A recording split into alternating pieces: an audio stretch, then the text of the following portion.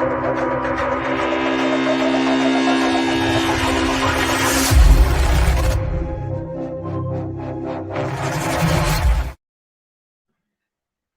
दोस्तों, स्वागत है आप सभी का आपके अपने YouTube चैनल मिशन साइबर सिपाही में। हमेशा की तरह वही निवेदन करूंगा, आप लोग अपने कमेंट्स के माध्यम से बता दीजिए कि आप तक ऑडियो और वीडियो बिल्कुल स्पष्ट आ रहा है। जितने भी साथी यहाँ पे जुड़े हुए आप सभी का बहुत बहुत स्वागत है। आप सभी को हनुमान जन्मोत्सव की बहुत बहुत बहुत बहुत बधाई और शुभकामनाएं। बाबा बजरंगबली जी से प्रार्थना करता हूँ कि आपके और आपके घर परिवार में सभी लोग सकुशल रहें, कुशल मंगल रहें, सुख शांति समृद्धि शौर्य हमेशा बना रहे। सभी को बहुत बहुत शुभकामनाएं। ऑडियो वीडियो का संकेत मेरे को दे दीजिएगा, फटाफट से वीडियो को लाइक कर लीजिए। लाइक का बटन दबाने के बाद में ही वीडियो में आगे बने रहिएगा। और मैं निवेदन करूंगा जो भी साथी इस लाइव सेशन को बाद में देखेंगे, इस वीडियो को बाद में देखेंगे, वो भी लाइक अवश्य कर दीजिएगा। आज हम बात करेंगे काजल हिंदुस्तानी के ऊपर। नूपुर के बाद काजल का नंबर, टन टन वाला गैंग फिर से एक्टिव हो गया। और क्या काजल भी हो रही है तृप्तिकरण का शिकार, नूपुर की तरह, राजा भाई की तरह? क्या उसी क्लब में ये भी शामिल होने वाली हैं? ये बहुत सारी बातें आपसे करेंगे, इसलिए वीडियो को लाइक भी कर लीजिए और फटाफट से शेयर भी कर लीजिए, जहां पर भी आप लोग शेयर करते हैं अपने अपने व्हाट्सएप ग्रुप्स में, अपने प्रोफाइल्स पे, अपने स्टेटस पे, ताकि अधिक से अधिक साथी आज के इस लाइव पे जुड़ सके। जब तक आप लोग लाइक और शेयर का कार्य करते हैं मेरे दोस्तों, आइए आपकी स्क्रीन पे कुछ जानकारियां फ्लैश कर देते हैं, फटाफट से इनका आप लोग स्क्रीनशॉट लेकर के रख लीजिएगा। यहाँ पे हमारे सभी प्लेटफॉर्म्स की जानकारी लिखी हुई है, यूट्यूब के हमारे चैनल मेंशन किए हुए हैं और ये सारे लिंक्स हमने वीडियो की डिस्क्रिप्शन में दिए हैं। इन लिंक्स पे क्लिक करके आप सोशल मीडिया के इन सभी प्लेटफॉर्म पे साइबर सिपाही की टीम के साथ में जुड़ सकते हैं। अगर आप हमें कोई बहुत जरूरी जानकारी देना चाहते हैं तो सिर्फ और सिर्फ ईमेल के माध्यम से भेजिएगा। हमारी ईमेल आईडी सामने लिखी हुई है, cybersipahi@gmail.com। पेटीएम, गूगल पे, फोन पे एंड यूपीआई, ये चारों चीजें एक ही नंबर पे है और वो नंबर है 9891002380। अगर आपको हमारे वीडियोस अच्छे लगते हैं, हमारे लाइव सेशन अच्छे लगते हैं, साइबर सिपाही का काम समझ में आता है, पसंद आता है, अच्छा लगता है, या फिर मैं ये कहूं कि रोज रात को 10 बजे यहाँ पे आना, हमसे मिलना जुलना, बातें करना आपको अच्छा लगता है, आपको लगता है कि ये सिर्फ एक यूट्यूब का चैनल नहीं है, आपके दिल की आवाज है, वो सारी बातें जो आप लोगों के दिलों में उमड़ती हैं, पनपती हैं, बस उन बातों को आवाज देने का काम किया है साइबर सिपाही ने, शुभम भाई ने। तो आप लोग हमारे चैनल को और हमारे मिशन को अपना आर्थिक बल अवश्य दीजिएगा। आपके पास में माध्यम है पेटीएम, गूगल पे, फोन पे एंड यूपीआई, और कंट्रीब्यूट करने के लिए नंबर है 9891002380। भारत के बाहर से देखने वाले हमारे हिंदुस्तानी भाई बहन हमें कंट्रीब्यूट कर सकते हैं पेपैल के माध्यम से, paypal.me/cyber सिपाही, और अंत में हमारी अकाउंट डिटेल्स है, इसका आप लोग स्क्रीनशॉट लेकर के रख लीजिएगा। ये जानकारियां हमने वीडियो की डिस्क्रिप्शन में भी दी हुई हैं। आइए विषय की ओर चलते हैं। चर्चा के दौरान, चलते हुए लाइव के दौरान आपके कोई विशेष कमेंट्स हो, आपके कोई विशेष सवाल हो, प्रश्न हो, तो आप उनको सुपर चैट के माध्यम से कर सकते हैं। Super chat, super sticker, super thanks और ज्वाइन बटन के द्वारा मेंबरशिप लेकर के आप चैनल को बचाने का काम कर सकते हैं।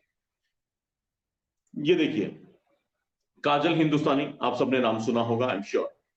जो कुछ हुआ आपको मोटी मोटी उसकी जानकारी भी होगी, ऐसा मुझे लगता है। रामनवमी के शोभा यात्रा से लेकर के अभी तक में ये सारा विवाद इतना ज्यादा उलझ के रह गया और काजल हिंदुस्तानी जी के बारे में पिछले 3-4 दिनों से किसी के पास में कोई खबर नहीं है, उनसे संपर्क भी स्थापित नहीं हो पा रहा है। अलग अलग तरह की खबर बाजार में है, कुछ लोग कहते हैं कि वो गिरफ्तार हो चुकी है, कुछ लोग बोल रहे हैं कि नहीं अभी वो अंडरग्राउंड है, पता नहीं। बहरहाल जो कुछ भी है, मैं किसी भी चीज का दावा नहीं करता हूं, लेकिन ये पूरी चीज कहां से शुरू हुई, आइए ऑफ इंडिया की एक रिपोर्ट के हवाले से मैं आपको सिलसिलेवार ये विषय रखना प्रारंभ करता हूं। लेकिन उससे पहले चर्चा में शामिल करते हैं बड़े भाई दीपक सिंह हिंदू जी को, वो भी हमारे साथ जुड़ गए हैं। तो दीपक भैया नमस्ते, जय श्री राम, बहुत बहुत स्वागत है आपका। हनुमान जन्मोत्सव की बहुत बहुत बधाई और शुभकामनाएं। घर में, परिवार में सभी को मेरा बहुत बहुत प्रणाम और नमन। दीपक भाई सदा ही जय हो आपकी। आपको भी मेरा बहुत बहुत नमन मेरे भाई, और श्री हनुमान जन्मोत्सव की आपको एवं अपने सभी मिशन साइबर सिपाही परिवार के सभी सदस्यों को बहुत बहुत शुभकामनाएं। आप सभी का बहुत बहुत स्वागत है, वंदन है, अभिनंदन है। नमस्कार, जय श्री राम। जय श्री राम भैया, जय श्री राम। तो काजल हिंदुस्तानी की पे आज हम बात कर रहे हैं। ऑफ इंडिया की एक रिपोर्ट है, मैं फटाफट से पहले इसको पढ़ता हूं और फिर आपको कुछ वीडियो क्लिप्स दिखाऊंगा मेरे दोस्तों।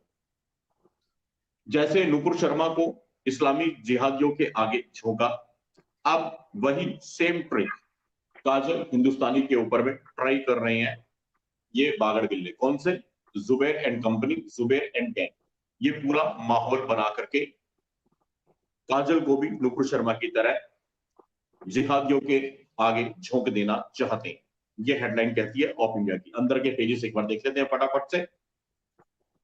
30 मार्च 2023 को गुजरात के गिर सोमनाथ जिले में ऊना में रामनवमी के अवसर पे शोभा यात्रा निकाली गई। शोभा यात्रा के बाद एक धर्म सभा का आयोजन हुआ और इस धार्मिक सभा को जो सामाजिक कार्यकर्ता हैं काजल सिंगला, जिनको हम सब काजल हिंदुस्तानी के नाम से भी जानते हैं, उन्होंने संबोधित किया और उनके उस संबोधन को विवादास्पद बता दिया गया। विवादास्पद बताने के बाद में कहा जाता है कि कुछ मुसलमानों ने पूरे शहर में खूब हिंसा मचाई, खूब जबरदस्त हिंसा वहां पे की गई, जगह जगह पथराव की गई, आगजनी की गई और 2 दिनों तक ऊना में पूरा उत्पात जारी रहा।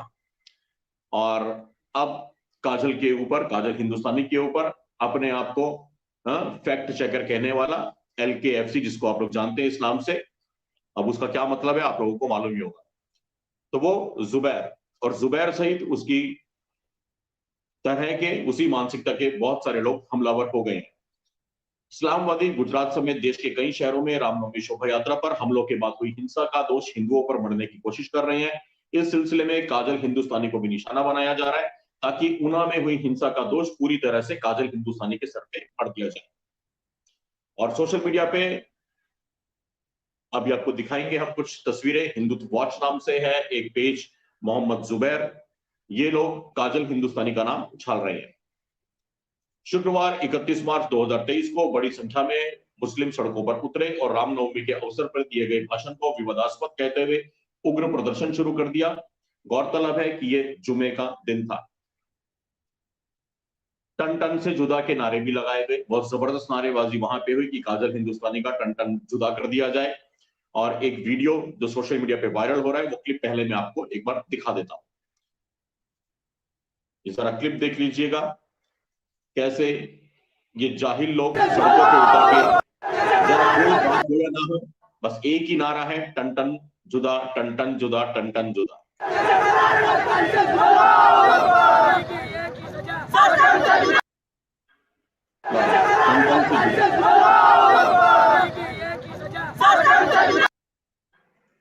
गुस्ताख नबी की एक ही सदा, टन टन से जुदा, टन टन से जुदा। तो ऊना में उसके बाद जब धरपकड़ शुरू की गई तो जितने भी ये दंगाई थे, ये नारे लगाने वाले, जिन्होंने पुलिस स्टेशन के बाहर में नारे लगाए, इनकी धरपकड़ के दौरान बहुत भारी मात्रा में हथियार मिले हैं, जो कि एक पूर्व सुनियोजित साजिश की ओर इशारा करते हैं। पुलिस को मिले हथियारों में तलवार, कुल्हाड़ी, चाकू, उस्तरा, लोहे के पाइप, लकड़ी और कांच की बड़ी बड़ी बोतलें मिली हैं। जैसा दिल्ली दंगों में हुआ उस तरह का सामान वहां पे बताया जा रहा है कि पुलिस को बरामद हुआ है। पुलिस ने हथियारों को जब्त करके आगे की कार्रवाई कर रही है, ये खबर यहाँ पे लिखी गई है। उसके बाद में क्या होता है मेरे दोस्तों, ये तो ऊना में हुआ जो हो रहा था।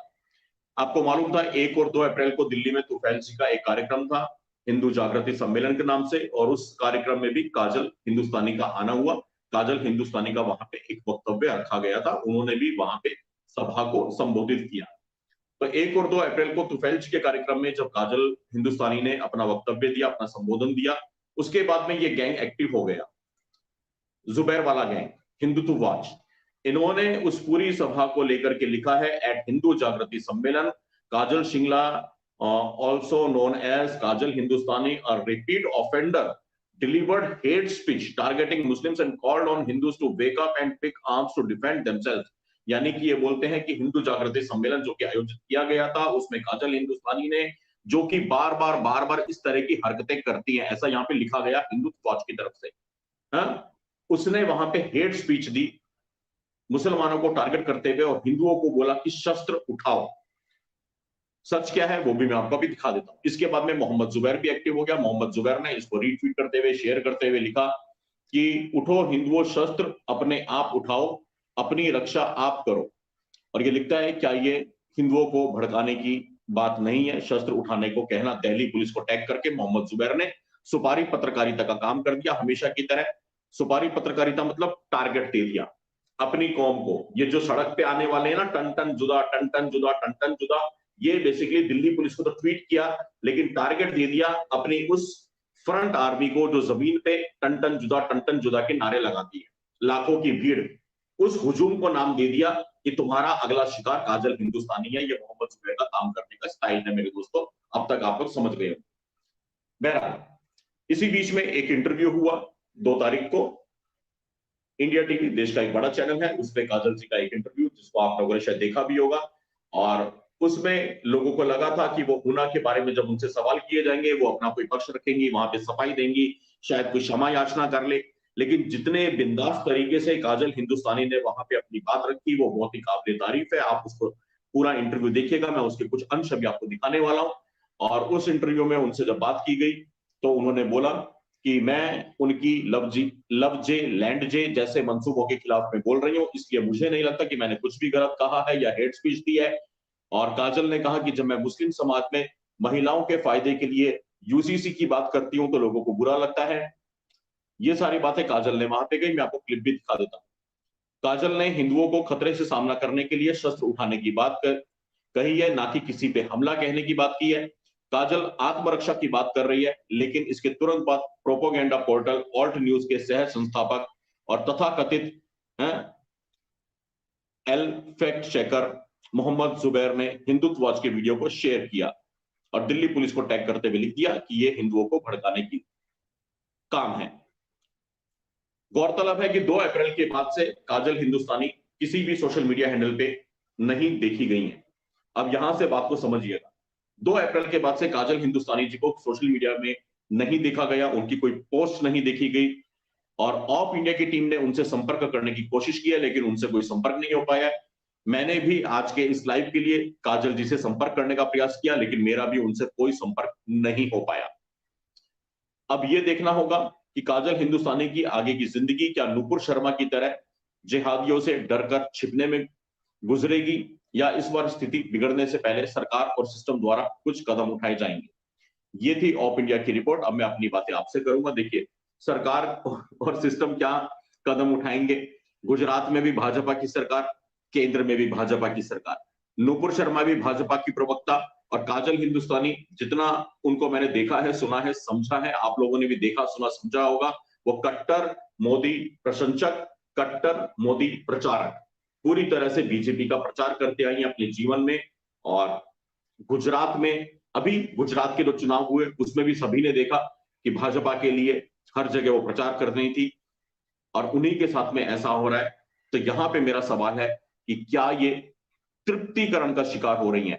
एक तरफ तो ये सुपारी पत्रकार वाला गैंग, एक तरफ तृप्तिकरण वाला गैंग, तृप्तिकरण वाली सरकार, और बीच में फंसे हुए हैं बेचारे अनाथ कार्यकर्ता जिनका कोई माई बाप नहीं, जिनकी पूरी जिंदगियां खप गई भाजपा के प्रचार प्रसार में, जिनकी पूरी जिंदगी खप गई मोदी जी को डिफेंड करने में, आरएसएस वीएचपी के लिए बोलने में, लेकिन संकट के समय उनके साथ में कोई नजर नहीं आता। जब मैं ये सारी बातें बोल रहा हूं, मैं शुभम मंगला साइबर सिपाही एक बात बहुत जिम्मेदारी से यहाँ पे स्पष्ट कर देना चाहता हूं, जो कुछ भी आज यहाँ पे मैं बोल रहा हूं, हम लोग बोल रहे हैं, दीपक भाई बोल रही हैं, ये हमारे अपने विचार हैं, ये हमारे अपने निजी विचार हैं, ये साइबर सिपाही बोल रहा है। हमारे किसी भी कथन का, हमारे किसी भी विचार का काजल जी से कोई लेना देना नहीं है। काजल जी जब कभी भविष्य में आएंगी वो अपने विचार अपनी तरह से रखेंगी, क्योंकि देखिए संकट का समय होता है, हमें मालूम है जेल में जब होता है तो कैसे दिन बीतते हैं। जब दीपक भाई लोग जेल में थे हमें मालूम था कि बाहर से कोई भी कुछ बोलता था, पुलिस और अदालतें किसी थर्ड पर्सन की बोली हुई बात को भी जो बंदा ऑलरेडी जेल में है उसके ऊपर थोपती थी कि तुम्हारे पक्ष में या तुम्हारे लिए तुम्हारे जानने वाले तुम्हारे लोग ये बातें कह रहे हैं। तो जो बेचारा अंदर जेल में बैठा दीपक सिंह हिंदू, इसका क्या कसूर। अगर कोई दीपक सिंह के फेवर में या दीपक सिंह के समर्थन में कोई ये भी कह दे गलती से कि मैं तो कल बस का चक्का जला दूंगा, मैं तो कल बसें जाम कर दूंगा, मैं तो चौराहे पे आगजनी कर दूंगा, तो दीपक सिंह हिंदू का बेचारे का क्या दोष। ये तो ऑलरेडी जेल में है, तिहाड़ जेल में। लेकिन ये चीजें हमने अपनी आंखों से देखी है। उसी अनुभव को आगे बढ़ाते हुए मैं यहाँ पे स्पष्ट कर देना चाहता हूं, हमारे किसी भी कथन से, हमारे किसी भी वाक्य से काजल जी की जिंदगी में जरा सी भी मुश्किलें नहीं बढ़नी चाहिए।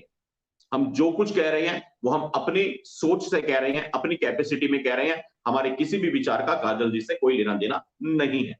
काजल जी अपनी बात खुद रखने में सक्षम है जब वो कैमरे के सामने आएंगी तो। लेकिन हम चर्चा करेंगे और स्पष्ट कर देना चाहते हैं, हम काजल जी के साथ में थे, है और रहेंगे, पूरी तरह से उनके साथ में खड़े, पूरी तरह से।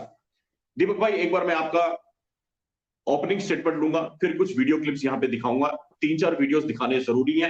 पहले ऊना में क्या हुआ, फिर तुफैल जी वाले कार्यक्रम में क्या बोला गया जिसको लेके जुबैर उछल रहा है कि हेड स्पीच दी, और कुछ 2-3 वीडियो मेरे पास में और भी हैं पुराने, वो भी मैं यहाँ पे प्ले करूंगा। लेकिन नुपुर की तरह जिंदगी ना बन जाए काजल की। दीपक भाई। जी शुभम भाई, धन्यवाद। मैंने जितना अपना ये इस बहन को, काजल जी को सुना, शुभम भाई, सारा का सारा सत्य बोला है इन्होंने, उसमें कुछ भी झूठ नहीं है। जो आज सारी की सारी चीजें पब्लिक मंच पे उपलब्ध है,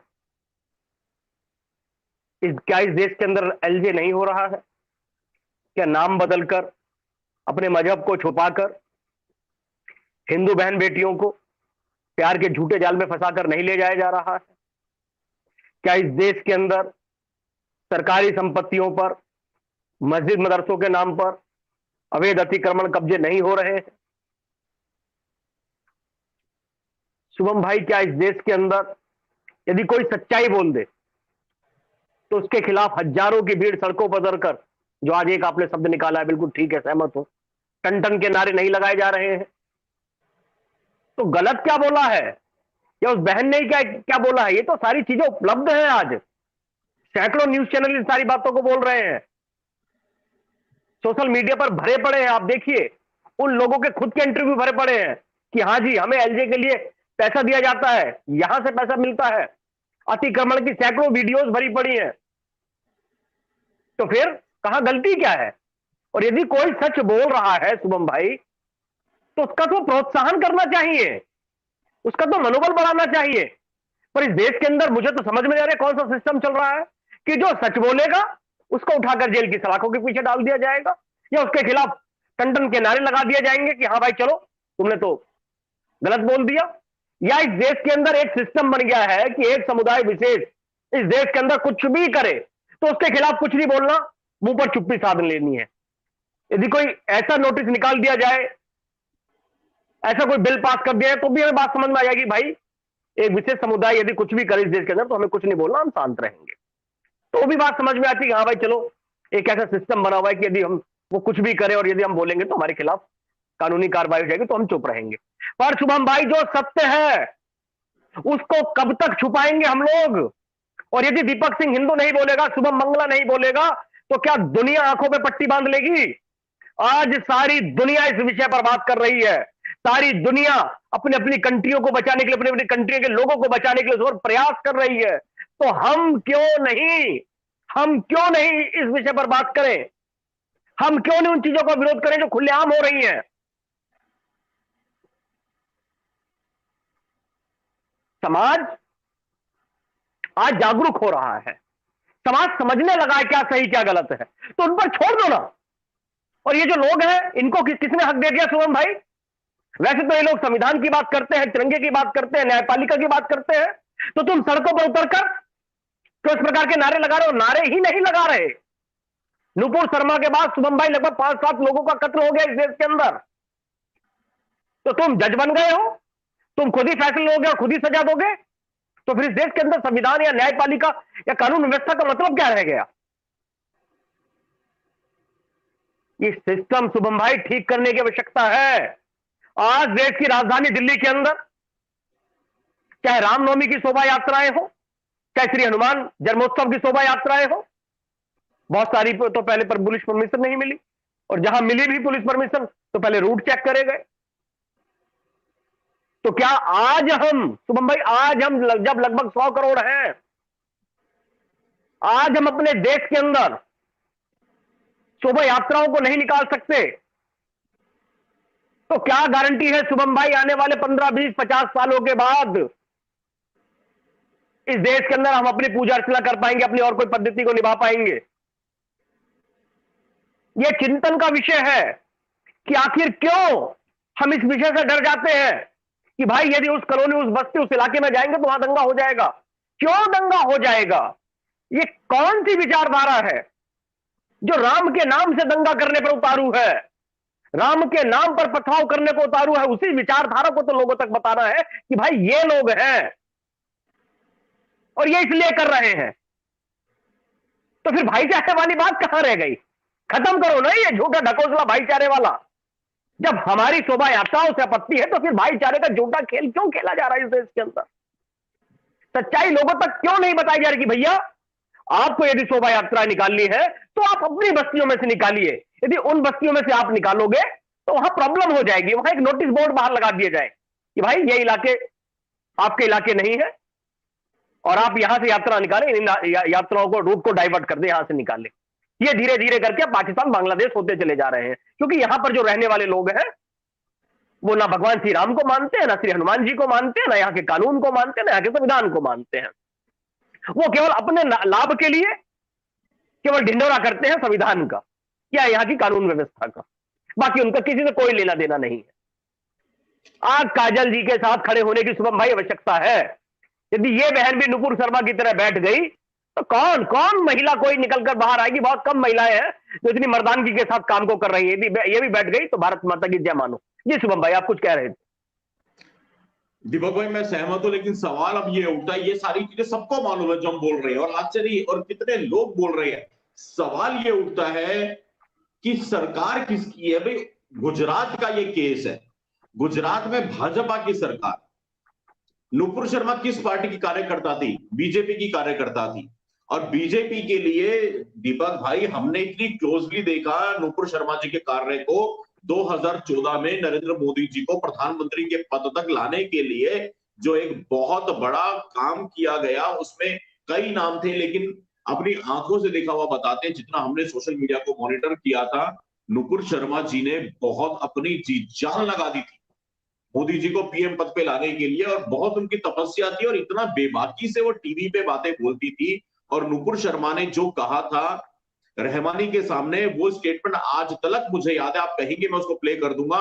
जब हमारे शिवलिंग को फव्वारा कहा गया, बार बार शिवलिंग को फव्वारा बोला गया, तब नुपुर शर्मा ने किसी को कुछ कहा नहीं, एक सवाल पूछा। नुपुर ने ये पूछा था कि आप बार बार महोदय मेरे शिवलिंग को फव्वारा कह रहे हो, अगर मैं आपके उड़ने वाले घोड़ों पे बोलूं क्या? बोला नहीं था, पूछा था, मैं आपके उड़ने वाले घोड़ों पे बोलूं तो? सिर्फ इतनी सी बात के ऊपर में उनके लिए भी टन टन टन टन के नारे लग गए। आज लगभग 1 वर्ष होने को आया और वो पूरी दुनिया को नहीं पता वो इस समय कहां है, कैसी है, क्या कर रही है। बिल्कुल एकदम अंडरग्राउंड है, एकदम कितने तीज त्योहार आके चले गए, होली दीपावली आके चली गई, बेचारी का कुछ नामो निशान, कुछ पता नहीं है, सोशल मीडिया पे कोई प्रेजेंस नहीं है। आज सवाल यह है कि क्या काजल हिंदुस्तानी भी बिल्कुल नुपुर शर्मा वाली जिंदगी जीने के लिए मजबूर हो जाएगी? क्या काजल हिंदुस्तानी भी ऐसी ही हो जाएगी? और काजल हिंदुस्तानी की हालत अगर ऐसी कर दी गई तो जिम्मेदार कौन? मेरे हिसाब से पहली जिम्मेदार और सबसे बड़ी जिम्मेदार भारतीय जनता पार्टी, जो प्रदेश की सरकार गुजरात की है और जो केंद्र में नरेंद्र मोदी जी, अमित शाह की सरकार है।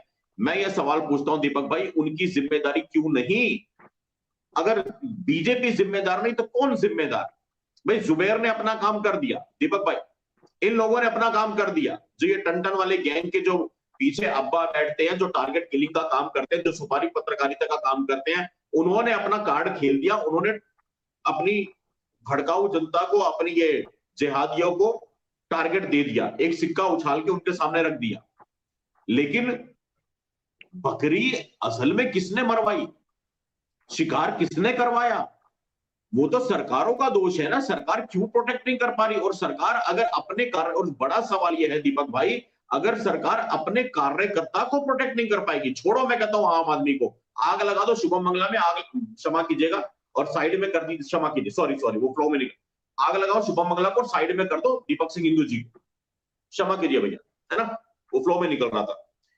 फिर से कहता हूं, आग लगाओ शुभम मंगला में, साइड में करो दीपक जी को। भारतीय जनता पार्टी का कार्यकर्ता, नुपुर शर्मा के कद वाला, काजल हिंदुस्तानी के कद वाला, टाइगर राजा के कद वाला, नवीन जिंदल के कद वाला, अगर इनको इनकी सरकार नहीं बचाएगी तो हमारे आपके जैसे आम लोग तो ऐसी की तैसी होगी। हमारी क्या क्या करे? आज किससे अपेक्षा करेगा हिंदू समाज? ये वो सरकार है जिसको चुनकर के 303 सीटें दी दीपक भाई। ये वो सरकार है जिनको कहा था कि 32 साल के बाद में पूर्ण बहुमत से चुनी हुई सरकार आई है। 32 साल के बाद में इस देश ने पूर्ण बहुमत की सरकार का दम देखा है। 32 साल के बाद में 56 इंच की छाती आई है। 56 इंच की छाती की हवा निकल गई। कुवैत जैसे फुद्दू से देश के सामने, कतर, क्षमा कीजिए, कतर जैसे देश के सामने उन्होंने बोला कि जी आपके यहाँ पे ऐसे लोग हैं, सरकार ने चिट्ठी लिख के दे दी। और सरकार ने क्या लिखा उस चिट्ठी में? Fringe element. दीपक भाई 5 जून 2022 का हमारा वो लाइव यहीं पे आपको मिल जाएगा मेरे दोस्तों। 5 जून 2022 के लाइव में देख लीजिएगा। उस दिन मैंने रात को अपने लाइव में कहा था, ये जो सरकार ने चिट्ठी लिख के दी है ना, ट्वीट किया है, फ्रिंज एलिमेंट अपने मुंह से स्वीकार कर लिया, ये लिख दिया कतर को कि हाँ जी हमारे देश में कुछ फ्रिंज एलिमेंट हैं और उनको हमने पार्टी से निकाल दिया, टर्मिनेट कर दिया। जब नुपुर को निकाला था उस दिन कहा था कि आप एक परिपाटी तय कर रहे हो, आप एक नजीर सेट कर रहे हो और आपने अपने ही देश में अपने लोगों को फ्रिंज एलिमेंट बोल करके बहुत बड़ी गलती की है। इसका खामियाजा भविष्य में दिखेगा। और आज वही परिपाटी फिर से उसी दिशा में जा रही है, काजल हिंदुस्तानी के रूप में। दीपक भाई कुछ वीडियो क्लिप्स यहाँ पे प्ले करूंगा, इस गंभीर विषय पे आपसे बात करेंगे। आपको बीच में कभी भी अपने विचार रखने, आप पूरी तरह से स्वतंत्र, आप एक बार फिंगर रेज कर दीजिएगा। लेकिन मेरा सवाल वही है कि भैया कांग्रेस को तो दोष नहीं दे सकते ना, ममता को तो दोष नहीं दे सकते ना, अखिलेश को तो दोष नहीं दे सकते ना, मायावती को तो दोष नहीं दे सकते ना। ये तो कड़वा सच दुनिया के सामने है कि काजल हिंदुस्तानी जिस प्रदेश से आती है वहां भाजपा की सरकार।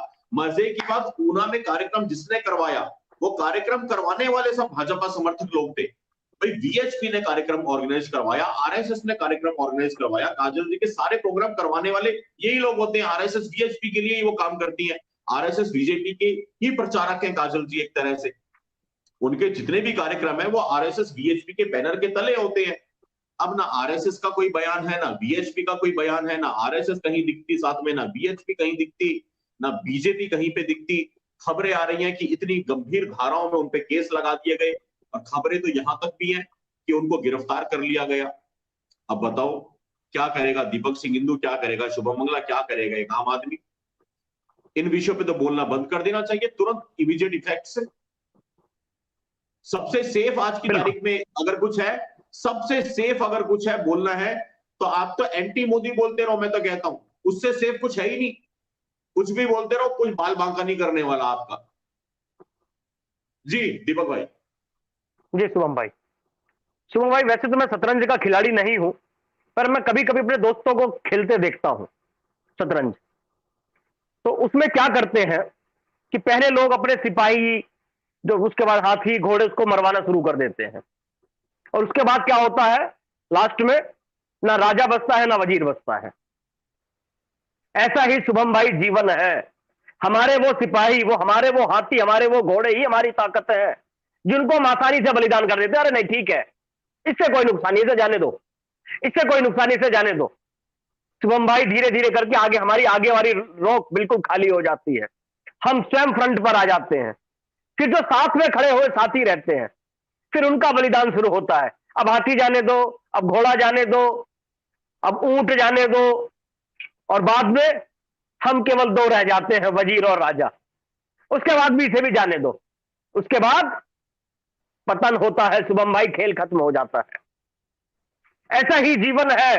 हमें बल देना होगा अपने सिपाहियों को, सबसे पहले उनकी रक्षा करनी होगी, क्योंकि फ्रंट वॉरियर तो शुभम भाई वही है, लड़ तो वही रहे हैं। किसी भी संगठन, किसी भी पार्टी को चलाने के लिए कार्यकर्ता की आवश्यकता होती है। यदि किसी पार्टी, किसी संगठन के अंदर समर्पित कार्यकर्ता नहीं होंगे तो पार्टी कभी आगे नहीं बढ़ सकती, उसको कभी कामयाब नहीं हो सकती। और जो कार्यकर्ता निस्वार्थ भाव से अपने घर को फूंक कर तमाशा देख रहे हैं, अपने ऊपर केसेस लगवा रहे हैं, अपने परिवार को समाप्त कर रहे हैं, अपने काम धंधे बिजनेस को छोड़कर कर रहे हैं, तो क्या संगठन की जिम्मेवारी नहीं होती कि इनके सुध ले, उनके परिवार की चिंता करे? यदि उन पर कोई संकट आए तो उनके साथ खड़ी हो। यह करना होगा शुभम भाई। जिस प्रकार विपक्षी पार्टियां अपने कार्यकर्ताओं के साथ खड़ी होती हैं, उस प्रकार आज भारतीय जनता पार्टी को भी चिंतन करके अपने लोगों के साथ खड़ा होना होगा। हम सीख ले अपनी विपक्षी पार्टियों से ही, वहां अपने पागल लोगों के साथ खड़े हो जाते हैं शुभम भाई। सतेंद्र जैन, मनीष सिसोदिया जेल में है, पर पूरी पार्टी उनके समर्थन में खड़ी हुई है। ये हम क्यों नहीं सीखते? हम क्यों इतना महान बनने का दिखावा करते रहते हैं? ये महान बनने का दिखावा एक दिन हमको ले डूबेगा शुभम भैया, ले डूबेगा। हम संघ के स्वयंसेवक हैं, हमको कहा गया जो स्वयंसेवक है वो जड़ है, वो नींव है, वही संघ है।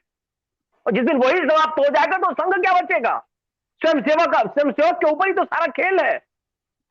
परम पूजनीय डॉक्टर साहब के पास कहीं झगड़ा हो गया, उसी टाइम बहुत सारे लोग आए, डॉक्टर साहब आप अपने स्वयंसेवकों को भेजिए, वो वहां झगड़ा हो गया, वो हमारी हेल्प करेंगे ना। क्यों भाई, क्यों भेजना? क्या ये किसी के बच्चे नहीं है?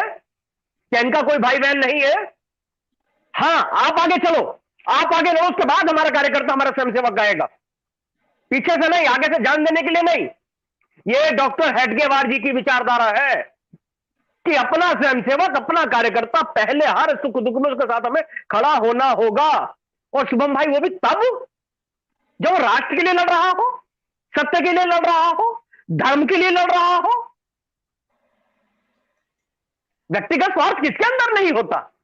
जब कोई राजनीति के अंदर, शुभम भाई, किसके अंदर महत्वाकांक्षाएं नहीं जागृत होती? कोई एक ऐसा व्यक्ति बता दो, लगभग 18 करोड़ कार्यकर्ता है भारतीय जनता पार्टी के अंदर।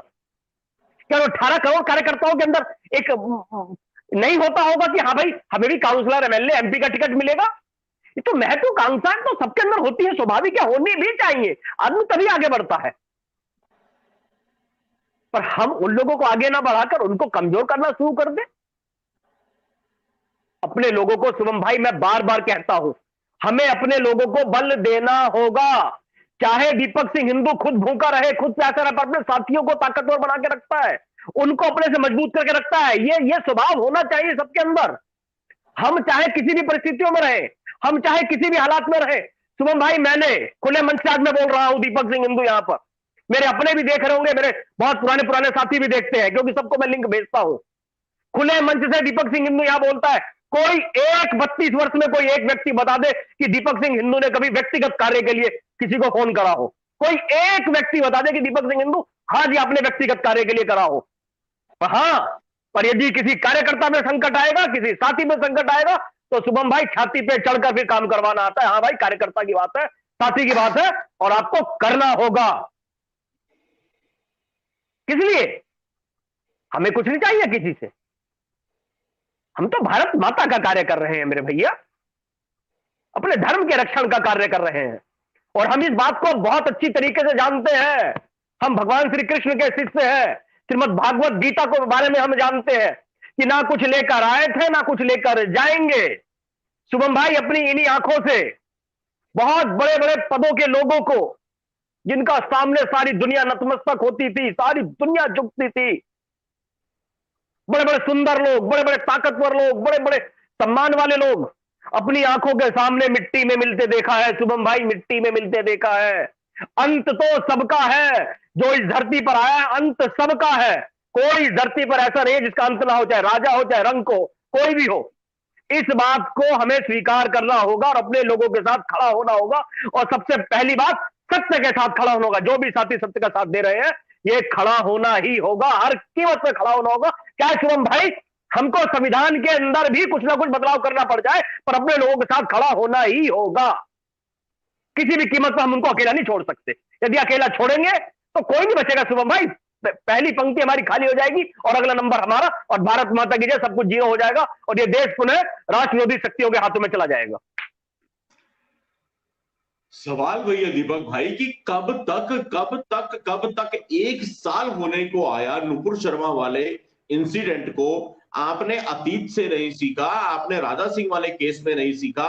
अरे नुपुर शर्मा के बाद में कितनी हत्या हो गई, उमेश कोले चले गए, उधर कन्हैया लाल जी की गर्दन उतर गई उदयपुर में। और मजे की बात यह है, कन्हैया लाल जी की गर्दन उतरने के बाद में इस देश की न्याय व्यवस्था, आहा आहा आहा, अब मैं कुछ बोल दूंगा तो एक चिट्ठी अपने आप आने को तैयार है सुबह। ऐसी न्याय व्यवस्था, जो सबसे बड़ी कुर्सी पे बैठे हुए लोग हैं, जो सबसे ऊंचा पद है सुप्रीम कोर्ट के अंदर में, मतलब उनसे ऊपर क्या है यार, सुप्रीम कोर्ट के जज अगर ये बात बोल देते हैं कोर्ट की कार्रवाई, चलती कार्रवाई के अंदर में, कि कन्हैया लाल की गर्दन उतरने के लिए नुपुर शर्मा दोषी है। ये मैं नहीं बोल रहा हूं, शुभम मंगला नहीं बोल रहा, साइबर सिपाही नहीं बोल रहा, इस देश के कोर्ट के अंदर बैठे हुए जजेस बोल रहे थे। और मजे की बात, जब फैसला लिखा तो ये लाइनें नहीं लिखी गई। तो जब तुम फैसले में ये लाइन नहीं लिख सकते तो खाली बकलोली करने की क्या आवश्यकता थी? बकलोली करके तुमने मार्केट में एक टर्म ये फेंक दी कि जी कन्हैयालाल के पीछे जिम्मेदार मुकुर शर्मा है। अब कल को दीपक भाई 2 4 5 10 लोग कोई कह दे कि हम बहन काजल जी का सपोर्ट करते हैं, 2 4 5 10 लोग बेचारे कोई डीपी लगा ले काजल जी की तस्वीर लेकर के, 2 4 5 10 लोग कोई स्टेटस लगा दे काजल जी का नाम लेकर के, और भगवान ना करे उनमें से भी किसी की गर्दन उतर गई, हमारा तो माननीय मादरणीय फिर कह देंगे इसकी गर्दन उतरने के पीछे काजल हिंदुस्तानी जिम्मेदार है। वाह भाई वाह, वाह भाई वाह। तो मतलब ये तो बेचारे अनाथ हैं, ये तो अनाथ है। भाजपा के जो कार्यकर्ता है, भाजपा की पार्टी के कार्यकर्ता, तो मैं कहता हूं कि उन बेचारों के ऊपर तो मेरे को इतनी तरस, इतनी दया इस वक्त, इतना उनसे मेरी संवेदनाएं हैं कि तुमने पूरी जिंदगी भाजपा के लिए खपा दी, तुमने पूरी जिंदगी बीजेपी के लिए लगा दी, तुम बीजेपी का प्रचार प्रसार करते मर गए, तुमने अपने पारिवारिक के सुख खो दिए, अपनी जिंदगियां लगा दी, और आज ना बीजेपी तुम्हारी, ना तुम्हारे न्याय व्यवस्था तुम्हारी, सुप्रीम कोर्ट के जज ये कहते जिम्मेदार हो। ये बेचारे जाए तो जाए कहां? फिर वही सवाल, एक तरफ सुपारी पत्रकार, एक तरफ तृप्तिकरण की सरकार, बीच में कार्यकर्ता अनाथ है।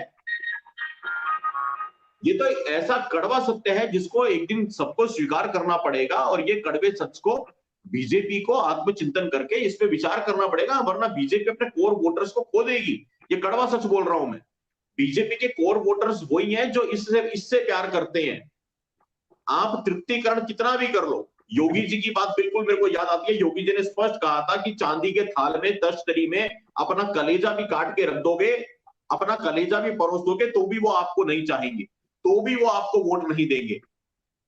80-20 का खेल चलता है, 70-30 का खेल चलता है, 30 को तो भूल जाओ, लेकिन आप 30 के पीछे पड़े हो, तृप्तिकरण के पीछे पड़े हो, पसमंदा की पीपनी बजा रहे हो।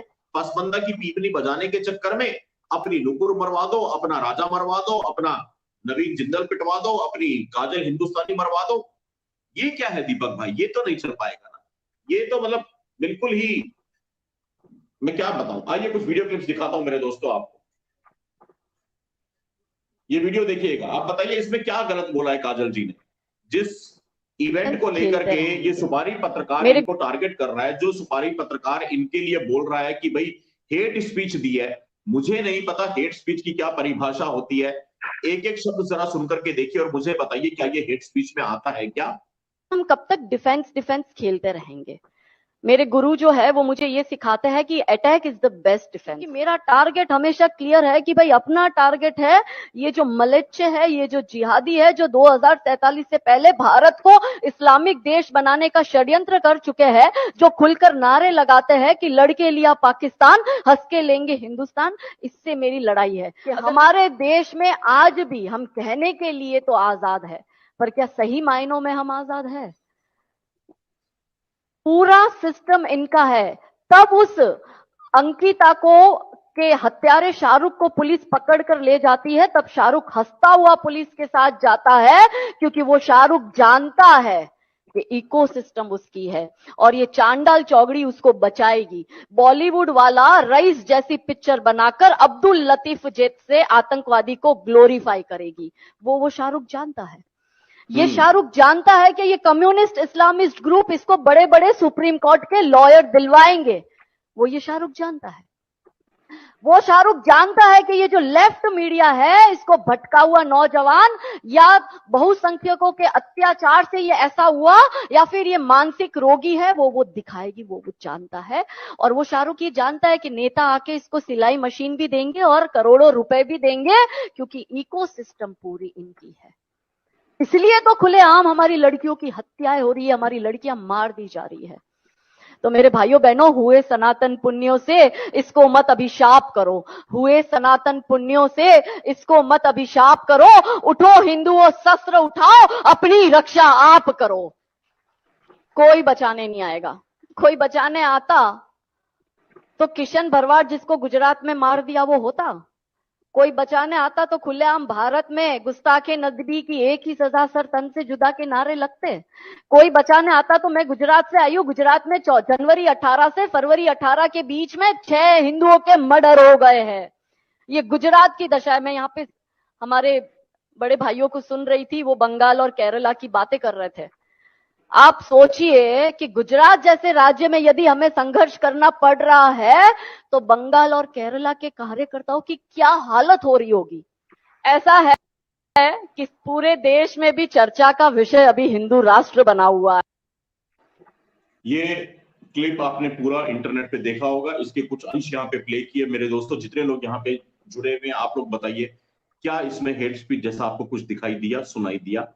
लेकिन सवाल वही है, एक फैक्ट चेकर के नाम पे उठ करके कोई भी बकरे जैसी शक्ल वाला व्यक्ति आकर के टारगेट किलिंग का काम करता है, सुपारी पत्रकारिता का काम करता है, किसी का भी नाम लेके जिहादियों के सामने उसको मरने के लिए छोड़ देता है उस नाम को, और सरकारें भी उसके आगे घुटने टेक देती हैं।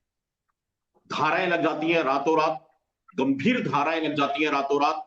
पुलिस प्रशासन सरकार इस दो कौड़ी के फैक्ट चेकर के आगे घुटने क्यों टेकती है, जो साला खुद जमानत पे बाहर है, जो खुद बेल पे बाहर है, जो इतना सीरियस ऑफेंडर है, जिसने इस देश में कितने लोगों के कत्ल करवाए हैं, जिसको कि फांसी के फंदे पे जाना चाहिए था, जिसको फांसी के फंदे पे टांगा जाना चाहिए, इस पे मर्डर के चार्ज लगने चाहिए थे। इसके किए ट्वीट के कारण लोगों की गर्दनें उतरी हैं, इसके किए ट्वीट के कारण उन लोगों के जीवन पे संकट बना हुआ है, इसके किए ट्वीट के कारण ये नफरती भीड़, उन्मादी जिहादी भीड़ नारे लगाती है टन टन टन टन के। जिस व्यक्ति को फांसी के फंदे तक जाना चाहिए, सरकारें उसके आगे लेट जाती हैं, जिसका वो नाम लिख देता है। अब वो कल मेरा नाम लिख देगा, सरकार कहेगी डालो इसको भी अंदर, परसों भाई का नाम लिख देगा, सरकार कहेगी डालो इसको भी अंदर। पता नहीं क्या हो गया बीजेपी को, इस इतने बड़े क्रिमिनल के आगे घुटने टेक करके बैठी है, समझ में नहीं आ रहा। ये सब मेरी समझ से परे है, किस तरह से काम कर रही है। तृप्तिकरण, तुष्टीकरण को बड़ा अच्छा शब्द दे दिया तृप्तिकरण, पर तृप्तिकरण की भी कोई तो सीमा होती होगी। मोदी जी, बीजेपी का स्थापना दिवस और हमारी कुंडली में देखो दीपक भाई, इतिहास अपने आप को दोहराता है। आज 6 अप्रैल 2023 बीजेपी ने मनाया स्थापना दिवस, और आज हम बीजेपी के तृप्तिकरण पे बात कर रहे हैं। और दीपक भाई, आपको मैं याद दिला दूं, आज से ठीक 1 साल पहले 2022 में भी यही तारीख थी 6 अप्रैल, और 6 अप्रैल का ये लाइव था हमारा मुसलमान पर मोदी मेहरबान। जब जब बीजेपी अपना स्थापना दिवस मनाती है, उस दिन हम बीजेपी को याद दिलाते हैं कि भाई साहब, आपकी स्थापना किस मूल्यों पे हुई थी। आप स्थापना दिवस बड़े जोर शोर से मनाओ, गाजे बाजे से मनाओ, लेकिन आपकी स्थापना किन मूल्यों पे हुई थी, उन मूल्यों को मत भूलो। जिन आदर्शों को, जिन मूल्यों को लेकर के ये पार्टी खड़ी की गई थी, उन मूल्यों को मत भूलो। 6 अप्रैल 2022, आज से ठीक 1 साल पहले ये लाइव किया था। ये भी शायद चैनल पे जिंदा होगा, तो आप इसको देख लीजिएगा। और आज फिर से 6 अप्रैल 2023 को भाजपा का तृप्तिकरण चरम सीमा पे। एक और वीडियो क्लिप आपको दिखाता हूं, जब काजल जी से सवाल किया गया बड़े टीवी चैनल पे, बड़े पत्रकार ने क्या बेबाक उन्होंने उत्तर दिए, जरा वो भी देख लीजिए। मुस्लिम बहनों की बहुत चिंता होती है। जी, मैंने कहा है। आपने कहा कि मुझे मुस्लिम बहनों की बहुत चिंता होती है। जी, मैंने कहा है। आपने कहा कि मैं उनके लिए ऑफर लेकर के आई हूं एक। आपने कहा कि अगर कोई मुस्लिम बहन एक हिंदू लड़के से शादी कर लेती है तो उसके क्या क्या फायदे होंगे, आज मैं गिनाना चाहती हूँ। जी। और आपने वो फायदे गिनाए। जी। और आपने क्या फायदे गिनाए कि अगर ऐसा होता है तो मुस्लिम बहन को 300 तनों का सामना नहीं करना पड़ेगा। सही बात है ना, ये तो गलत कहाँ है इसमें? सही बात है ना, ये तो गलत कहाँ है इसमें? उसको ये तो हो रहा है ना, उसको दर्जनों बच्चे पैदा नहीं करने तो ये पड़ेंगे। तो हो रहा है ना। अब जो हो रहा है उसमें मैं बोल रही हूँ, जो सच है वो मैं बोल रही हूँ, क्योंकि मेरी मुस्लिम बहनों को समानता का हक इस देश में नहीं मिल रहा है। क्योंकि भारत जो है वो धर्मनिरपेक्ष देश है, और भारत महिलाओं के अधिकार ज्यादा, भारत में महिलाओं के अधिकार ज्यादा है पुरुषों के तुलना में। फिर क्यों मेरी मुस्लिम बहनें आज भी 2023 में दबी कुचली है? आपने जनरलाइज कर दिया ना, आपने पूरे धर्म, आपने एक पूरे समाज को, एक धर्म से जुड़े सब लोगों के ऊपर इल्जाम लगा दिया कि देश के अंदर हर मुस्लिम जो विवाहित है वो उसकी 4 बीवियां हैं, और हर मुस्लिम महिला को दर्जनों बच्चे पैदा करने के लिए मजबूर किया। मैंने हर शब्द कहाँ यूज किया है? आपने तो ये कहा ना कि मैंने नहीं हर पैदा शब्द करने नहीं पड़ेंगे। यूज किया ना। देखिए, अब मैं जो बोल रही हूँ उसकी गारंटी मैं ले सकती हूँ, लेकिन 100 लोग उसके 100 मतलब निकालेंगे तो वो उसमें मेरा कंट्रोल नहीं है। अब मैं जो बोल रही हूँ उसकी गारंटी मैं ले सकती हूँ, लेकिन 100 लोग उसके 100 मतलब निकालेंगे तो वो उसमें मेरा कंट्रोल नहीं है। और मेरे बोलने की मैं गारंटी लेती हूँ, इसलिए मैं आज आपके समक्ष बैठी हूँ। मैं किसी और की तरह नहीं हूं कि बोल के फिर जाऊंगी। मैंने कहीं हर शब्द यूज नहीं किया है, मैंने कहीं भी जाति सूचक शब्द यूज नहीं किया, मैंने कहीं भी किसी मजहब पर टारगेट नहीं किया, ना ही मैंने किसी के भगवान को या किसी के धर्म विशेष के गुरुओं को टारगेट किया है। मैंने अधिकार की बात करी और मैंने भारत की मुस्लिम बहनों के अधिकार की बात करी। क्या ये अधिकार की बात करना गलत है? आपने कहा कोई चाचा ताऊ अब्बू हाथ नहीं लगा पाएगा। अब क्योंकि हलाला हो रहा है ना, हमने देखा है कितनी, क्योंकि हलाला हो रहा है ना, हमने देखा है कितनी मुस्लिम बहनों के, आप देखिए इंटरव्यू है आपके चैनल ने लिए हुए कि जिसमें वो मुस्लिम बहनें कह रही है कि हमारे परिवार में हमारे पुरुष हमारा हलाला कर रहे हैं, हमारा पति हमें ट्रिपल तलाक देता है और ये कहता है कि घर की बात घर में रहेगी। मैं नहीं बोल रही हूं, मैंने तो पब्लिक डोमेन में है ना वो चीजें, वो देख के मैं बोल रही हूं ना, वो मुस्लिम बहनें खुद बोल रही है, ये मैं नहीं बोल रही हूं। उनकी जो पीड़ा है वो मैंने समक्ष रखी, तो उनकी पीड़ा, एक महिला होकर दूसरी महिला की पीड़ा को मेरा कंसर्न नहीं होना चाहिए। क्या आप ये कहना चाहते हैं? आप अपना समाज देखिए ना, आपको उस दूसरे समाज क्यों? की मैं भारत की नागरिक हूं और भारत की नागरिक हूं, महिला हूं और भारत की समस्त महिलाओं के लिए चिंता करना, क्योंकि मैं एक जागरूक नागरिक हूं, तो मेरा नैतिक जिम्मेदारी बनता है। तो उसमें क्या गलत है अगर मैं महिलाओं के हक की बात कर रही हूं? क्या जबरदस्त उत्तर दिया। ये इंटरव्यू बहुत ही अच्छा है, इंटरनेट पे अवेलेबल है, आपने शायद इसको पूरा देख लिया होगा, नहीं देखा तो अवश्य देखिएगा। एक बड़े टीवी चैनल पे तथाकथित बड़े पत्रकार ने इंटरव्यू लिया, लेकिन उसकी बड़ी अच्छी धुलाई की काजल हिंदुस्तानी जी ने। बहुत बेबाक बोलती हैं, बहुत स्पष्ट बोलती हैं और साफ कहती है कि मैं अपने बोले एक एक शब्द के लिए जिम्मेदार हूं, मैंने क्या बोला मैं उसके लिए जिम्मेदार हूं, लेकिन उसको किसने क्या समझा, 100 लोगों ने उसके 100 मतलब निकाले, उसके लिए मेरी कोई जिम्मेदारी नहीं है, मैंने जो बोला वो मैं जिम्मेदारी लेती हूं। इतना स्पष्ट कहने वाली एक ऐसी शेरनी, जिनको मैं दीपक भाई आज से नहीं बहुत लंबे समय से काजल जी के साथ में हम लोग काम कर रहे हैं, हमारे संबंध है। एक छोटा सा क्लिप दिखाता हूं। 3 साल पहले जब ये चैनल शुरू किया था, दिल्ली दंगों के बाद, जब साइबर सिपाही के पुराने सारे प्लेटफॉर्म बैन हो गए थे, सब कुछ हट गया था, 2020 में नई पारी शुरुआत की थी साइबर सिपाही ने, जिसपे अभी हम लाइव कर रहे हैं मेरे दोस्तों, मिशन साइबर सिपाही ये वाला यूट्यूब चैनल। तब भी काजल जी हमारे पास आई थी, यहाँ पे चैनल पे आई थी, और उस वक्त उन्होंने क्या कहा था, 3 साल पुरानी एक छोटी सी क्लिप प्ले करता हूं, समझिए। आज काजल जी के ऊपर ये संकट आया, टन टन टन टन के नारे लगे, आज वो अंडरग्राउंड है, आज वो गिरफ्तार हो चुकी हैं। जो खबरें मीडिया में कुछ लोग प्रस्तुत कर रहे हैं, उनके हिसाब से ये कहा गया है कि उनकी गिरफ्तारी भी हो गई है, हालांकि ऐसा मैं कोई दावा नहीं करता हूं। ये तो बात है 6 अप्रैल 2023 की, लेकिन मेरे दोस्तों 3 साल पहले भी स्थिति क्या थी देखिएगा, जब काजल जी ने खुद यहां पे बताया था कि कैसी कैसी बातें, कैसी कैसी कॉल्स, कैसी कैसी धमकियां उनको आती है, उनके बच्चों को बम से उड़ा देने की, बच्चों के स्कूल बस को बम से उड़ा देने की धमकियां उनको मिलती है। स्त्री शरीर में जन्म लेकर के हमारी एक बहन, हमारी एक नारी शक्ति, हमारी एक मातृशक्ति देश और धर्म के लिए काम कर रही है, और क्या बीतती होगी उसके दिल पे, अपनी कोख से जन्म दिए बच्चों को, जब वो सुनती है कि तुम्हारे बच्चों के स्कूल बस में बम लगा के उड़ा देंगे। आज उसके ऊपर संकट है, उनके घर वालों पे क्या बीत रही होगी, उन बच्चों पे क्या बीत रही होगी जिनकी मां को लेकर के ये नारे लगते हैं, और क्यों ये नारे लग रहे हैं। अभी तक ऐसी कोई क्लिप मेरे को समझ में नहीं आई जिसको लेकर के ये कहा जाए कि भाई ये नारे लग गए, लेकिन सिर्फ नाम उछाल दिया। जेल में होना चाहिए तो सबसे पहले उस आदमी को होना चाहिए दीपक भाई, जिसने सुपारी पत्रकारिता का काम किया है, जिसने ये नाम उछाला है, कड़ी से कड़ी धाराएं लगा करके उसको उठाना चाहिए। मेरा सवाल यह है, मैं वो क्लिप दिखाता हूं फिर आपके पास में आऊंगा दीपक भाई, इसी सवाल के साथ में, क्या जेल में काजल जी को होना चाहिए या उस इंसान को होना चाहिए जो सुपारी पत्रकारिता का काम करता है, और क्यों बीजेपी उसके आगे घुटने टेक देती है, क्यों भारतीय जनता पार्टी, नरेंद्र मोदी, अमित शाह की सरकार उसको जेल में नहीं डाल पा रही है। ये 2 सवाल मैं आपसे पूछूंगा, लेकिन इस क्लिप के बाद।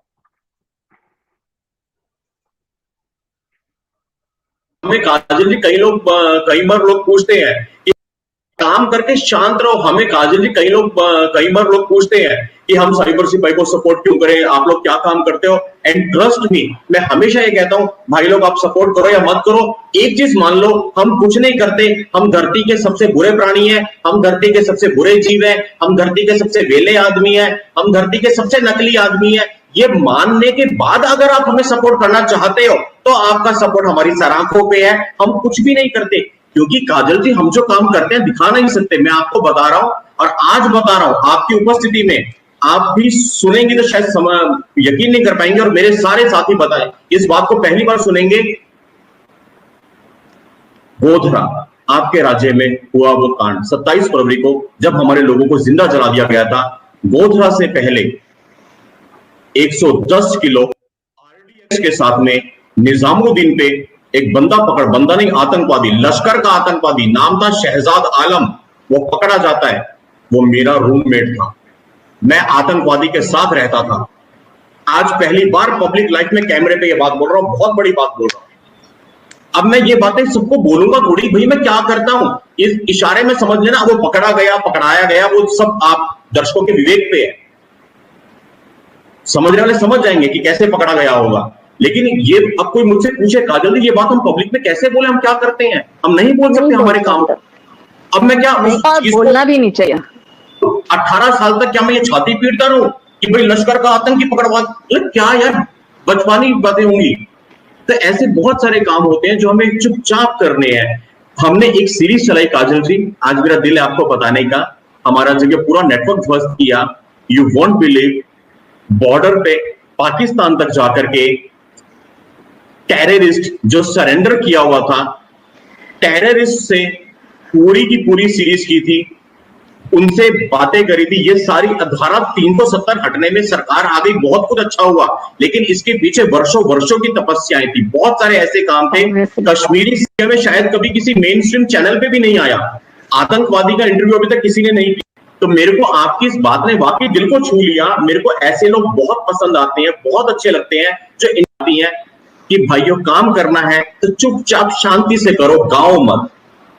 तो आज के इस लाइव में वाकई इस बात ने मेरे को बहुत खुश किया है। मेरे को उम्मीद नहीं थी कि आप ये चीज बोलेंगे, पर आपने ये चीज बोल करके आपके आने से तो मुझे बहुत खुशी मिली, साइबर सिपाही को बहुत बल मिला, पर आपकी इस बात ने मेरी आत्मा को बहुत प्रसन्न किया है। मैं आपको इसके लिए वाकई नमन करता हूं कि ये सोच बहुत बड़ा बना। नमन तो हम आपको करते हैं कि आप इतने रिस्क लेकर, अपनी लाइफ का रिस्क लेकर ये सब काम करते हैं और देश को समर्पित कर दिया है आपने। मैं समझ सकती हूँ कितनी प्रॉब्लम्स आती है, हमारे फैमिली का थ्रेट होता है, बच्चों का थ्रेट देते हैं, हर तरह से थ्रेट की लाइफ हम जीते हैं। मैं घर से निकलती हूँ तो मेरा परिवार डरता है कि ये सही सलामत वापस घर पे आएगी कि भी नहीं आएगी, ऐसा डर होता है। तो हमें पता है कि कितनी मुश्किलें आती है। मेरे हस्बैंड को लिंच करने की मुझे धमकियां दी जाती है, मेरे बच्चों को की स्कूल बस को बॉम्ब से उड़ाने की धमकियां दी जाती है, मेरे पिक्चर जो है मॉर्फ कर हर जगह स्प्रेड किया जाता है। कोई भी पॉर्न स्टार की न्यूड बॉडी पर मेरी गर्दन लगा देते हैं। तो आप सोचो कि वो जब इंटरनेट पर वायरल होते हैं। ये बहुत लंबा एक इंटरव्यू था, कुछ लोग लिख रहे हैं कि उन्होंने देखा हुआ है, पर बात को समझिए दीपक भाई, एक मातृशक्ति हमारी बहन जो इतनी बेबाक तरीके से अपनी बातों को रखती है, क्या बीतती होगी उस माँ के दिल पे जब उसको बोला जाता है कि तेरे बच्चों को स्कूल बस को बम से उड़ा देंगे। और आज उनके बच्चों पे क्या बीत रही होगी जब वो बच्चे देखते होंगे उनकी माँ को लेकर के पूरे देश में नारे लग रहे हैं, टन टन टन टन के नारे लग रहे हैं। एक 2 कौड़ी का फैक्ट चेकर उनके नाम को उछाल रहा है और ये बोल रहा है कि इसका तन सर से जुदा करवा दो। सरकारें संज्ञान नहीं ले रही, जिसको जेल में डालना था, जो साला बेल पे बाहर है, वो टारगेट कर रहा है। अभी भी लिख रहा होगा अगला नाम किसका मार्केट में देना है। और जो हिंदुओं को जगाने का कार्य कर रही थी, जो सरकार के लिए काम करती रही इतने सालों से, उस बेचारी की जिंदगी नरक हो रही है। दीपक भाई क्या कहेंगे, क्या कारण है जो सरकार? जी शुभम भाई, दुर्भाग्य है ये। आज जब सरकारों को उन लोगों के साथ खड़ा होने की आवश्यकता है जो काम कर रहे हैं, उन लोगों का, उन सरकारों के लिए, उनको अकेला छोड़ा जा रहा है। ये दुर्भाग्य ही है, ये अच्छा नहीं है भविष्य के लिए। यदि आज हम उनका साथ छोड़ देंगे तो कल हमारे साथ कौन खड़ा होने वाला है शुभम भैया? कल हम भी अकेले ही अपने आप को महसूस करेंगे। यदि आज हम समाज के साथ खड़े होंगे, लोगों के अपने साथ खड़े होंगे, तो कल लोग, हमारा समाज हमारे साथ खड़ा होगा। यदि आज हम किनारा कर लेंगे सबसे, तो कल हमसे भी किनारा कर लेंगे लोग। और शुभम भाई, प्रकृति ना योद्धा प्रवृत्ति के लोगों को बहुत कम जन्म देती है, वो गिने चुनों को पैदा करती है, कई लाखों में कुछ गिनती के लोगों को जन्म देती है, जिनके अंदर योद्धा क्षमता होती है, जो अपने दम पर नेतृत्व की क्षमता रखते हैं, बदलाव की क्षमता रखते हैं। और यदि वही कुत्ते बिल्लियों की तरह मारे जाएंगे, जेलों के अंदर सड़ जाएंगे, कि कौन इतनी निर्भीकता के साथ इस राष्ट्र और धर्म की बात करेगा, काम करेगा? सब अपने घरों में नहीं बैठेंगे, सोचेंगे यार एक टाइम भोजन तो कर रहे हैं, कम से कम सुकून से तो है अपने बाल बच्चे परिवारों के साथ। क्यों हमें फ्री की टेंशन लेनी? क्यों हमें, जब हमारे दिमाग पे हमेशा यही चढ़ा रहेगा कि भाई कल हमारे ऊपर खिलाफ भी कोई लेटर ना आ जाए, क्यों टेंशन लेनी? अपना रिक्शा चलाकर किसी की बेलदारी करके मजदूरी करके अपने बच्चों को पाल के कम से कम रात को चैन की नींद से सोएंगे। ये कहेंगे भाई जैसे आम आदमी जी रहा वैसे हम भी जिएंगे, जब सबके ऊपर तूफान आएगा तो हमारे ऊपर भी आ जाएगा, जो परले आनी होगी सब पे आई, हम पे भी आ जाएगी, और देखा जाएगा, निपटा जाएगा। पर आगे बढ़ के खुद जो लोग फांसी के फंदों को अपने गले पर लगाते हैं, शुभम भाई उनकी कदर होनी चाहिए, उनको समाज में पूजना चाहिए, और उन सरकारों को तो विशेषकर उनका साथ देना चाहिए जो उनके लिए ही काम कर रहे हैं। आज चाहे बहन काजल सिंघानिया हो, चाहे टी राजा जी हो, चाहे नुपुर शर्मा जी हो, चाहे कोई भी राष्ट्रवादी हो, चाहे किसी भी संगठन के, हिंदुत्ववादी संगठन का या राष्ट्रवादी संगठन का कार्यकर्ता हो, उसके किए हुए कार्य का लाभ किसको होता है? कोई मुझको एक व्यक्ति बता दे। उसको राजनीतिक लाभ उसको कौन सी पार्टी को मिलता है? बीजेपी को, बस सबको पता है। वेरी गुड, बताओ। तो आपको तो अपना सारे जितने भी राष्ट्रवादी हिंदुत्ववादी कार्य कर रहे हैं, चाहे वो संगठन हो चाहे वो व्यक्तिगत लोग हो, सबके साथ खड़ा ही होना चाहिए कि भाई हमारी विचारधारा को कम से कम ये लोग आगे बढ़ा रहे हैं। हो सकता है हमारे इनसे किसी बात में कुछ मतभेद हो गए हो तो इन्होंने अपना अलग सिस्टम बना लिया, पर वो आपके शत्रु नहीं है, वो आपके अपने हैं। वो आपकी कुछ बातों में मतलब कोई आपसे पैसों के या धन के बंटवारे को लेकर अलग नहीं हुए हैं, वो अपनी विचारधारा को लेकर अलग हुए। हो सकता है आपका भी काम अच्छा हो, पर आप शायद उन तक अपनी बात को नहीं पहुंचा पा रहे हो, या आप अपनी बात उनको नहीं समझा पा रहे हो। तो ये जिम्मेवारी आपकी बनती है शुभम भाई कि आप उन्हें बैठाकर समझाएं कि भाई ये योजना है हमारी, हम इस प्रकार काम करना चाहते हैं, आप शायद नहीं समझ में पा रहे हो। तो ये जो मन की गलतफहमियां वो दूर हो, और फिर एकजुटता और एक संगठन के साथ काम हो, और अपने लोगों का साथ तो देना होगा। ये नहीं कि उन्होंने चलो कर दिया काम तो उनको उठा के कर दिया। और ये जो नुपुर शर्मा जी का बयान है या जो अपनी काजल सिंघानिया जी का बयान है, सिंगला जी का बयान है, ये कहां गलत है? पब्लिक डोमेन में सारी चीजें हैं, अब से नहीं है, 20 साल से है सारी चीजें। ये सुबह भाई सैकड़ों पुस्तकें लिखी जा चुकी है इसके ऊपर। अब कोई बोल दे तो ये हो जाए, ये दुर्भाग्य है। मैं आदरणीय नरेंद्र मोदी जी से, अमित शाह जी से निवेदन करूंगा कि आप ध्यान दें इस ओर, ध्यान दें, और आपको ध्यान देना ही होगा। अन्यथा जो बिखराव हो रहा है, जो मनोबल डाउन हो रहा है कार्यकर्ताओं का, 2024 आ चुका है, गिरे मन से कोई कार्यकर्ता काम नहीं कर पाता, मनोबल डाउन है उनका। उनके मनोबल को बढ़ाने की आवश्यकता है, उनके उत्साह को बढ़ाने की आवश्यकता है, तब कहीं जाके 2024 की इस लड़ाई को लड़ पाएंगे। अन्यथा फिर भारत माता की जय होने वाली है। जब इस प्रकार के हरावल दस्ते हमारे पास से खत्म हो जाएंगे तो फिर कुछ नहीं हो पाएगा भैया, कुछ नहीं हो पाएगा। इसलिए आज पूरी शक्ति के साथ खड़े हो जाइए, बहन काजल जी के साथ, नुपुर शर्मा जी के साथ, टी राजा जी के साथ, हर उस व्यक्ति के साथ जो राष्ट्र और धर्म के कार्य को निस्वार्थ भाव से कर रहा है, सबके साथ खड़े हो जाइए, बिना ये सोचे कि हमारी पार्टी का है कि नहीं है या हमारी उसका है कि नहीं है। जो भी राष्ट्र और धर्म का कार्य कर रहा है वो आपकी ही विचारधारा का है, उसका लाभ सारा का सारा आपको ही होने वाला है। ये सोच के उसका साथ देना शुरू कर दीजिए। देना तो चाहिए, लेकिन क्या पता विनाश काले विपरीत बुद्धि, समझ में नहीं आ रहा किस दिशा में चलती गाड़ी। के तृप्तिकरण की एक बढ़िया सा शब्द ले लिया, एक टर्म मार्केट में दे दी, हम तुष्टिकरण नहीं करते, हम तृप्तिकरण करते हैं, और तुष्टिकरण तो पीछे रह गया, तृप्तिकरण तो ऐसा कर दिया कि तुष्टिकरण का भी बाप निकला। ये पता नहीं, समय रहते चेत गए तो अच्छी बात है, वरना तो वो जो कहते थे कि झोला उठा के हिमालय पे चल देंगे, वही दिन आने वाले हमें लगते हैं। क्या बताएं, अब तक ये था कि विकल्प भी नहीं है, अब हमने सुना है कि मार्केट में कुछ विकल्प भी आ रहे हैं, तो भी बहुत जल्दी इनको चेतना होगा। नहीं चेते तो भैया ये तो ऐसा मैदान है कि यहाँ पे जो फ्लोटिंग वोटर्स होते हैं वो किसी के बंधुआ मजदूर नहीं होते, और हर व्यक्ति अपने विवेक के साथ जाने के लिए बिल्कुल तैयार बैठा है। ईवीएम मशीन के ऊपर में लोगों को एक सेकंड नहीं लगेगा, जरा सा दिमाग इधर का उधर हुआ और फिर आप हाथ मलते रह जाओगे। इस बात को, इस सच को स्वीकार करो कि अपने लोगों के साथ तो खड़े रहो। अरे हमारे जैसे लोगों को गोली मारो, भूल जाओ साइबर सिपाही की टीम को, शुभम को, दीपक सिंह हिंदू जी को, पर जो भाजपा के कार्यकर्ता हैं, जो पार्टी के कार्यकर्ता हैं महाराज, उनके साथ में तो खड़े हो जाओ। हम खड़े हैं आपकी पार्टी के कार्यकर्ताओं के साथ में। मैं तो भैया बीजेपी का मिस्ड कॉल का मेंबर तक नहीं हूं। अभी कोई नई पार्टी शायद जो लॉन्च हुई है उसको लेके बहुत सारे लोगों ने मुझे बोला कि शुभम भाई आपके क्या विचार है, अभी भी बहुत सारे लोग नाम लिख रहे हैं। कई लोगों ने बोला कि शुभम भाई उसके फाउंडर मेंबर बन जाइए। मैंने स्पष्ट तौर पे कहा कि आज कुछ लोग मेरे को बोलते हैं कि मैं बीजेपी के लिए सॉफ्ट कॉर्नर रखता हूं या मोदी जी के लिए मेरे मन में सम्मान है, प्रेम है, बावजूद उसके मैंने बीजेपी की मिस्ड कॉल की मेंबरशिप नहीं ली हुई। कोई भी नई पार्टी, कोई भी नया दल जो धर्म के लिए काम करता है उसका मैं बहुत खुले मन से स्वागत करता हूं, अभिवादन करता हूं, उसका अभिनंदन करते हैं, उन सबको हम शुभकामनाएं देते हैं, हम उनके साथ में भी हैं। लेकिन जरूरी नहीं कि किसी पार्टी के लिए आपको फाउंडर मेंबरशिप ली जाए, आपको पार्टी की सदस्यता लेनी हो, आपको उस पार्टी का प्रचार अभी करना जरूरी हो।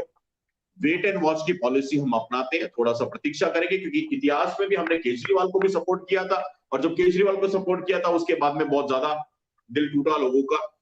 लेकिन हाँ, अगर कोई भी धर्म को लेकर के आगे आता है, क्योंकि कुछ लोग उसमें ऐसे हैं जो मेरे बहुत अच्छे मित्र हैं, कुछ नाम उसमें ऐसे हैं जो मेरे बहुत अच्छे मित्र हैं, जिनको मैं काफी लंबे समय से जानता हूं, तो मुझे लगता है शायद ये लोग कुछ अच्छा काम कर देंगे। देखते हैं आने वाले समय में क्या होता है। लेकिन मेरा मत स्पष्ट है, आप लोग कई दिनों से लगातार मुझसे बात कर रहे हैं, आज मैं आपको बता देता हूं कि मैं उस पार्टी की भी कोई मेंबरशिप नहीं लूंगा, नहीं लूंगा, नहीं लूंगा। भगवान ना करे अगर वो पार्टी भी अपने मूल उद्देश्यों से भटकती है, तो 6 अप्रैल को 2023 को, जब मैं मोदी के तृप्तिकरण पे बात कर रहा हूं, खुले मन से बात कर रहा हूं, अगर मैं बीजेपी का सदस्य होता तो मैं इस तरह नहीं बोल पाता। 6 अप्रैल 2022 को ये थंबनेल मैं नहीं बना पाता, ऐसा थंबनेल बनाने की मेरी औकात ही नहीं होती। चूंकि मैं बीजेपी का मेंबर नहीं हूं तो आजाद हूं। ऐसा थंबनेल बना करके चर्चा की थी मैंने 1 साल पहले भी। भारतीय जनता पार्टी अपना स्थापना दिवस मना रही थी और शुभम मंगला बात कर रहा था मुसलमान पर मोदी मेहरबान। तो जो भी कोई नया दल है, नया संगठन है, नई पार्टी है, उसकी भी मेंबरशिप का कारण यही है कि भगवान ना करे भविष्य में अगर वो कभी अपने मूल उद्देश्यों से जरा सी भटकती हुई दिखी, अगर वो कभी किसी गलत पथ पे जाती हुई दिखी, तो कोई तो बाहर बैठ के बात करने वाला हो। अगर पार्टी के ही मेंबर बन गए तो फिर पार्टी की पुंगी बजानी पड़ेगी, पार्टी का प्रवक्ता बोल के बोलना पड़ेगा, पार्टी की लाइन से हट करके कुछ बोलने की आजादी नहीं रहेगी। जिन लोगों ने मेंबरशिप ली है, जो पार्टी के साथ है, उनको भी मेरा नमन है, प्रणाम है। अच्छे लोग होंगे जो पार्टी की मेंबरशिप नहीं ले रहे हैं, बिना मेंबरशिप लिए बाहर से सपोर्ट कर रहे हैं, उनको भी मेरा प्रणाम है। जो अभी पार्टी को सपोर्ट नहीं कर रहे, उनको भी मेरा प्रणाम है। कुछ लोग वेट एंड वॉच की पॉलिसी वाले होंगे। मेरे दोस्तों, बात को समझो, आज देश संकट में है, धर्म संकट में है। आपस में ये बंटने का समय नहीं कि तूने इसको सपोर्ट किया, तूने उसको सपोर्ट किया, तूने नई पार्टी को सपोर्ट नहीं किया, तूने पुरानी को सपोर्ट नहीं किया, तूने नए वाले को अपने चैनल पे जगह नहीं दी, तूने पुराने वाले को दे दी, तूने मास्टर स्ट्रोकवादी को अपने चैनल पे बैठा लिया, तूने अतिवादी को बैठा लिया, तूने कांग्रेस के एजेंट को बैठा लिया, तूने बीजेपी के एजेंट को बैठा लिया। इन सब पे जाने की आवश्यकता नहीं है। मैं स्पष्ट तौर पे ये मानता हूं कि जो भी व्यक्ति जितना काम कर रहा है, कोई भी व्यक्ति धर्म के रास्ते पे एक कदम भी आगे बढ़ रहा है, तो हमें हर उस व्यक्ति के साथ में होना होगा, प्रत्यक्ष या अप्रत्यक्ष रूप से। हर इंसान अपनी बुद्धि, अपने विवेक, अपने सामर्थ्य के अनुसार जो भी देश और धर्म के लिए 1 इंच भी आगे बढ़ रहा है, वो सभी नमन के अधिकारी हैं। और वो सब जो भी काम कर रहे हैं, उन सब के काम को हमें सपोर्ट करना चाहिए, बिना इस मीम में को निकाले कि कौन किसको कितना अपने साथ बिठाता है, कौन किसके साथ में कैमरे पे नजर आता है। हो सकता है हर चीज कैमरे पे नजर ना आए, लेकिन गठबंधन बिना कैमरे के नीचे भी होते हैं। चलिए, शिवन अंद्री जी लिखते हैं, हमेशा धैर्य से काम लेना चाहिए। आइए मैं कुछ वीडियो क्लिप्स यहाँ पे दिखाता हूँ फटाफट से, और कुछ सुपरचैट कमेंट्स लेते हैं। दीपक भाई, आज के लाइव के प्रारंभ होने से पहले एक मेंबरशिप ली थी रचना चौधरी जी ने, बहुत बहुत धन्यवाद मेरी बहन, आपका स्वागत है परिवार में। और जो भी लोग मेंबरशिप ले रहे हैं, वो चैनल को बचाने का काम कर रहे हैं, क्योंकि यूट्यूब पे आपको मालूम है चैनल पे रिपोर्ट्स बहुत होती हैं, स्ट्राइक आती रहती है, कॉपीराइट क्लेम्स आते रहते हैं। तो आप जो ज्वाइन बटन दबा करके मेंबरशिप लेते हो, मात्र 89 रुपीज की मेंबरशिप है, आपकी जेब पे कोई असर नहीं पड़ने वाला, लेकिन चैनल को एक कवच मिल जाता है, चैनल को एक बुलेट प्रूफ जैकेट मिल जाती है सिर्फ 89 रुपीज में। तो मेंबरशिप आप लोग अवश्य ले लीजिएगा। धन्यवाद रचना जी मेंबरशिप लेने के लिए, thank you so much. Like की संख्या बहुत कम है, हमारे टेक्निकल टीम हमें बता रही है, हमारा टारगेट होता है चलते हुए लाइव में 1000 लाइक का, और अभी मैं देख पा रहा हूं यहाँ पे 725 लाइक मुझे दिख रहे हैं। तो अभी भी हम लोग 250 250 के करीब लाइक से पीछे चल रहे हैं। 250-300 लाइक हम पीछे हैं, तो जितने भी लोग जुड़े हुए हैं लाइक बटन अगर नहीं दबाया तो दबा दीजिएगा। आज के लाइव का पहला कंट्रीब्यूशन किया है क्राफ्टर शिवानी जी ने सुपर स्टिकर से, बहुत बहुत धन्यवाद, थैंक यू सो मच आपके कंट्रीब्यूशन के लिए, प्रणाम करता हूं मैं आपको। क्राफ्टर शिवानी जी ने ही दूसरा कंट्रीब्यूशन भी किया है और आप लिखती हैं बाबा जी प्रणाम, आपको भी प्रणाम है। और धवल त्रिवेदी जी ने मेंबरशिप लिया, बहुत बहुत धन्यवाद धवल जी मेंबरशिप लेने के लिए। लीना शर्मा जी लिखती हैं भैया इसको भी तृप्तिकरण की सेवा में अगला बलि का बकरा बनाया जाएगा, इसी तरह से तो हिंदुत्व को मजबूत किया जाना है। जू बियर को जनता को मूर्ख बनाने के लिए छोटी धारा में केस डाल करके छोड़ दिया गया और नुपुर काजल को हलाल कर दिया गया। ये है बीजेपी के कोर वोटर्स। अगर कोई भारतीय जनता पार्टी का कार्यकर्ता, कोई भारतीय जनता पार्टी का बड़ा अधिकारी इस लाइव को देख रहा है तो ये पब्लिक के सेंटिमेंट्स को देखो, समझो, ये वो बीजेपी के कोर वोटर हैं। बहुत आसान है किसी को सपा का एजेंट बोल देना, बहुत आसान है किसी को कांग्रेस का एजेंट बोल देना, बहुत आसान है किसी को यह बोलना कि ये तो विदेशी फंडिंग पे चंदा लेके, विदेशी फंडिंग पे पैसे लेके बीजेपी के खिलाफ बात कर रही है। अरे लीना शर्मा जी ने किससे विदेशी फंडिंग ली होंगी, ये तो खुद यहाँ पे बेचारी सुपर चैट डाल करके अपना कमेंट कर रही है। और ये वो लोग हैं जिन्होंने हमेशा भारतीय जनता पार्टी को वोट किया है, ये हमारे पुराने दर्शक है, इनको मैं जानता हूं। तो अगर कोई भारतीय जनता पार्टी का कोई सीनियर बंदा यहाँ पे देख रहा है तो पब्लिक के मूड को सुनो, समझो, पढ़ो आंखें खोल के। मेरी बहन मैं सहमत हूं आपसे, धन्यवाद आपके सपोर्ट के लिए, थैंक यू। सनातनी शेर हूं मैं, राणा प्रताप का वंशज हूं, मेंबरशिप लिया, बहुत बहुत धन्यवाद मेरे भाई मेंबरशिप लेने के लिए, स्वागत है आपका। कविता सनातनी जी थैंक यू सो मच आपके सुपर स्टिकर कंट्रीब्यूशन के लिए, बहुत बहुत धन्यवाद। दीपक भाई मुद्दा तो वही है कि काजल जी की अब आगे क्या जिंदगी रहेगी, क्या भविष्य रहेगा, परिवार क्या क्या फेस करेगा, बच्चे क्या फेस करेंगे, पति देव के ऊपर क्या जाएगा। जब काजल जी ने ये सारी बातें लाइव में 3 साल पहले साइबर सिपाही पे कही थी दीपक भाई, 30 अप्रैल 2021 की एक तस्वीर दिखा रहा हूं, ये मेरे व्हाट्सएप पे किसी ने मेरे को भेजी, तारीख मैंने यहाँ पे लिखी हुई है 30 अप्रैल 2021, उसका नाम यहाँ पे हाइड किया हुआ है, उसने ये 2 तस्वीरें भेजी। चूंकि काजल जी के मैंने कुछ वीडियोस देखे हैं तो मेरे को काजल जी के ये जो बैकग्राउंड है पीछे का जो कुशन लगा हुआ है, मेरे को इसकी पहचान है। और काजल जी के एक आधे वीडियो मैंने इस सूट पे देखे हुए हैं तो इस सूट की और ये सारी पहचान है, उनका जो कलावा बंधा हुआ है स्टाइल, ये चेहरा इस तरह से गंदा बना करके कहीं पे जानवर की तस्वीर लगाई, कहीं कुछ करके और कुछ लिख के उसने भेजा था मेरे को। ये 30 अप्रैल 2021 का है। मैंने जो रिप्लाई दिया वो ऐसा था कि यहाँ परिवार के सामने दिखाने का नहीं है, जो मैंने अपनी भाषा में लिखा था उसको। हालांकि एक रिप्लाई जो हाइड नहीं किया उसमें सिर्फ ये लिखा था कि कुत्ते के बच्चे क्यों ये फोटो भेज रहा है, बाकी जो कुछ लिखा था वो पढ़ाने लायक नहीं है। तो ये चीजें ऐसी हैं, ये आज का नहीं है, ये 2021 का है, 2 साल पुराना। बहुत संकट के साथ में काम करते हैं जो भी देश और धर्म की बात करते हैं। बहुत आसान होता है कमेंट बॉक्स में आकर के कोई ये भी लिख देता है, मैंने देखा था कुछ लोग लिख रहे थे काजल हिंदुस्तानी तो मास्टर स्ट्रोकवादी है, किसी के कमेंट आए थे, मैं उसको फ्लैश नहीं कर रहा था, मैंने जानबूझ के फ्लैश नहीं किया। मेरे भाई मेरी बहन जिसने भी ये कमेंट किया कि काजल हिंदुस्तानी मास्टर स्ट्रोकवादी है, एक बात सोचो, काजल हिंदुस्तानी के लिए नारे लग रहे हैं टन टन टन टन टन टन के, क्या बीत रही होगी काजल के परिवार के ऊपर, क्या बीत रही होगी काजल जी के पति देव के ऊपर, क्या बीत रही होगी काजल जी के बच्चों के ऊपर, क्या बीत रही होगी काजल जी के माता पिता और रिश्तेदारों के ऊपर। इसका आप कल्पना भी नहीं कर सकते। आपके लिए बहुत आसान है कमेंट बॉक्स में ये लिख देना कि काजल हिंदुस्तानी तो मास्टर स्ट्रोकवादी है, लेकिन ये सोचो किसी मास्टर स्ट्रोक को लगाते हुए उनके ऊपर केस नहीं हुआ है, उनके ऊपर केस हुआ है हिंदुओं की बात करते हुए, उनके ऊपर केस हुआ है धर्म की बात करते हुए, उनके ऊपर केस ये बोल करके हुआ है कि आपने हिंदुओं को शस्त्र उठाने को बोला, उनके ऊपर केस ये बोल करके हुआ कि ऊना में आपने जो स्पीच दी उससे दंगे भड़के। बेशक उन्होंने पूरी जिंदगी भाजपा का सपोर्ट किया, that is none of my business, इससे मेरा कोई लेना देना नहीं है, सबके अपने अपने विचार होते हैं। लेकिन मेरे दोस्तों मैं ये निवेदन करूंगा, अगर किसी के ऊपर टन टन टन टन के नारे लग रहे हैं, कम से कम आज के दिन तो यार ये कमेंट मत करो, कम से कम आज तो ये मत बोलो कि वो मास्टर स्ट्रोकवादी है। धर्म के लिए बोलते हुए उनके ऊपर में ये संकट आया है मेरे दोस्तों। क्या मैं ये समझूं आप जिसको मास्टर स्ट्रोकवादी कह रहे हो और मास्टर स्ट्रोकवादी बोल करके आप अपने आप को हिंदुत्व का योद्धा बोलते हो, क्या यही आपका हिंदुत्व है? कि अपने एक हिंदू सनातनी बहन को मरने के लिए छोड़ दो? क्या यही आपका धर्म है कि अपनी एक सनातनी बहन को, पार्टी ने तो छोड़ ही दिया, मोदी जी ने छोड़ ही दिया, अमित शाह ने छोड़ ही दिया, आप भी छोड़ दो, मैं भी छोड़ दूं? ये नहीं करना चाहिए। कम से कम ऐसे समय पे ये मास्टर स्ट्रोक, सरकारी, अब्बासी, ये शब्द आज शोभा नहीं देते हैं।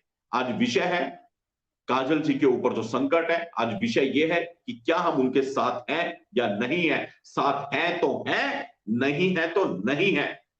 आज के दिन ये शब्द मत लाओ कि वो मास्टर स्ट्रोक बांध दिया। इतना ही कहूंगा। दीपक भाई स्वागत है, फिर कुछ वीडियो और दिखाऊंगा। जी दीपक भैया। बिल्कुल शुभम भाई, हम हर प्रकार से अपनी बहन के साथ हैं और सरकारों से मैं केवल इतना निवेदन करूंगा, ये जो अराजक भीड़ सड़कों पर उतरकर सर तन से जुदा के नारे लगा रही है, योगी जी मॉडल को अपनाते हुए इनके पिछवाड़े को लाल करना होगा, इनको कानून का डर दिखाना होगा, तब कहीं जाके अपने घरों में ये बैठेंगे। अन्यथा इसी प्रकार ये नाचते रहेंगे सड़कों के ऊपर और लोगों का रक्त बहाते रहेंगे। इनके साथ भय बिन होत ना प्रीति वाला खेल इन्हें समझाना पड़ेगा। इन्हें कोई दूसरा तरीका समझ नहीं आता। जहां दिखे शुभम भाई कि 100, 200, 500 इकट्ठे हो रहे हैं, चारों तरफ से इनके पिछवाड़े लाल कर देने चाहिए, दौड़ा दौड़ा कर लाल करने चाहिए और चिन्हित कर लेना चाहिए जो लोग इस प्रकार का काम कर रहे हैं, उनके घरों पे बुलडोजर चला देना चाहिए। तब इस अराजक भीड़ पर काबू पाया जाएगा। नहीं तो शुभम भाई ये अपने घरों को छोड़कर सड़कों पर आ चुकी है अब, और यदि इसको अभी कंट्रोल ना करा गया, कानून का डर इनको ना बैठाया गया, तो ये बहुत बुरा हाल कर लेंगे। जो दिल्ली की सड़कों को घेर कर करा गया था ना खेल, चारों तरफ से चारों दिल्ली को घेर कर, वही प्रेशर बनाने की कोशिश कर रहे हैं।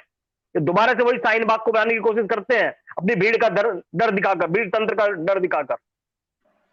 तो इनको तो जवाब देना होगा। कानून का डर दिखाने की आवश्यकता है, डरने की आवश्यकता नहीं है। यदि डर गए तो फिर ये अपना रूप और विराट दिखाएंगे और विकराल दिखाएंगे और सड़कों पर अपना खूनी खेल खेलेंगे। और यदि एक बार शुभम भाई ठीक से इनको दौड़ा दौड़ा कर इनको दंडित किया गया तो देखिए इनकी औकात ठीक हो जाएगी, अभी लाइन पर आ जाएंगे फिर ये लोग।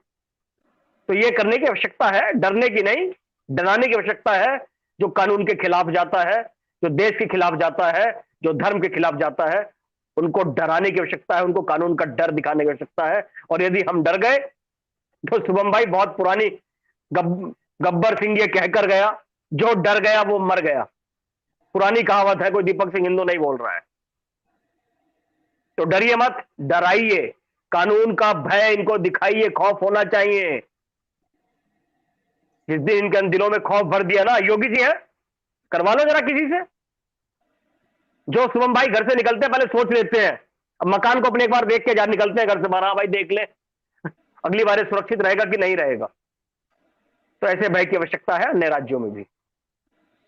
भय बिन होए ना प्रीति, बिल्कुल सही कहा है दीपक भाई आपने। विनोद मिश्रा जी का कमेंट है, वो लिखते हैं 1947 में देश का बंटवारा ठीक से हुआ होता तो आज जो पत्थर बरसा रहे हैं वो पाकिस्तान में आटे की लाइन में लगे होते। पूरी तरह सहमत हूं मेरे भाई, धन्यवाद आपके सपोर्ट के लिए। अमित कुमार जी ने मेंबरशिप लिया, बहुत बहुत धन्यवाद, विशेष धन्यवाद आपका। आपने मेंबरशिप नहीं ली, आपने चैनल को बुलेट प्रूफ जैकेट दिया, आपने चैनल को बचाने का काम किया, थैंक यू। मेंबरशिप लेकर के चैनल को आप बचाते हैं। डेविल कुमार जी, आई सपोर्ट काजल हिंदुस्तानी, बहुत बहुत धन्यवाद। काफी दिनों बाद दिखे हो मेरे भाई, आशा करता हूँ आप लोग बहुत अच्छे से होंगे। पूर्णिमा जी लिखती है, नफरत जो भी फैलाए सरकार में हिंदुओं की आवाज सुनने वाला भी तो कोई चाहिए। सरकार ही अगर विधर्मियों की सुनेगी तो फिर हम हिंदू कहां। देखो फिर से कहता हूं, ये है वो आवाज, ये बीजेपी के वोटर्स हैं जो लिख रहे हैं, ये कोई सपा और कांग्रेस के एजेंट नहीं है। ये आज तक भाजपा को वोट देते आए हैं ये लोग। इनके दिलों के विचार आज सुनने होंगे, पढ़ने होंगे, समझने होंगे।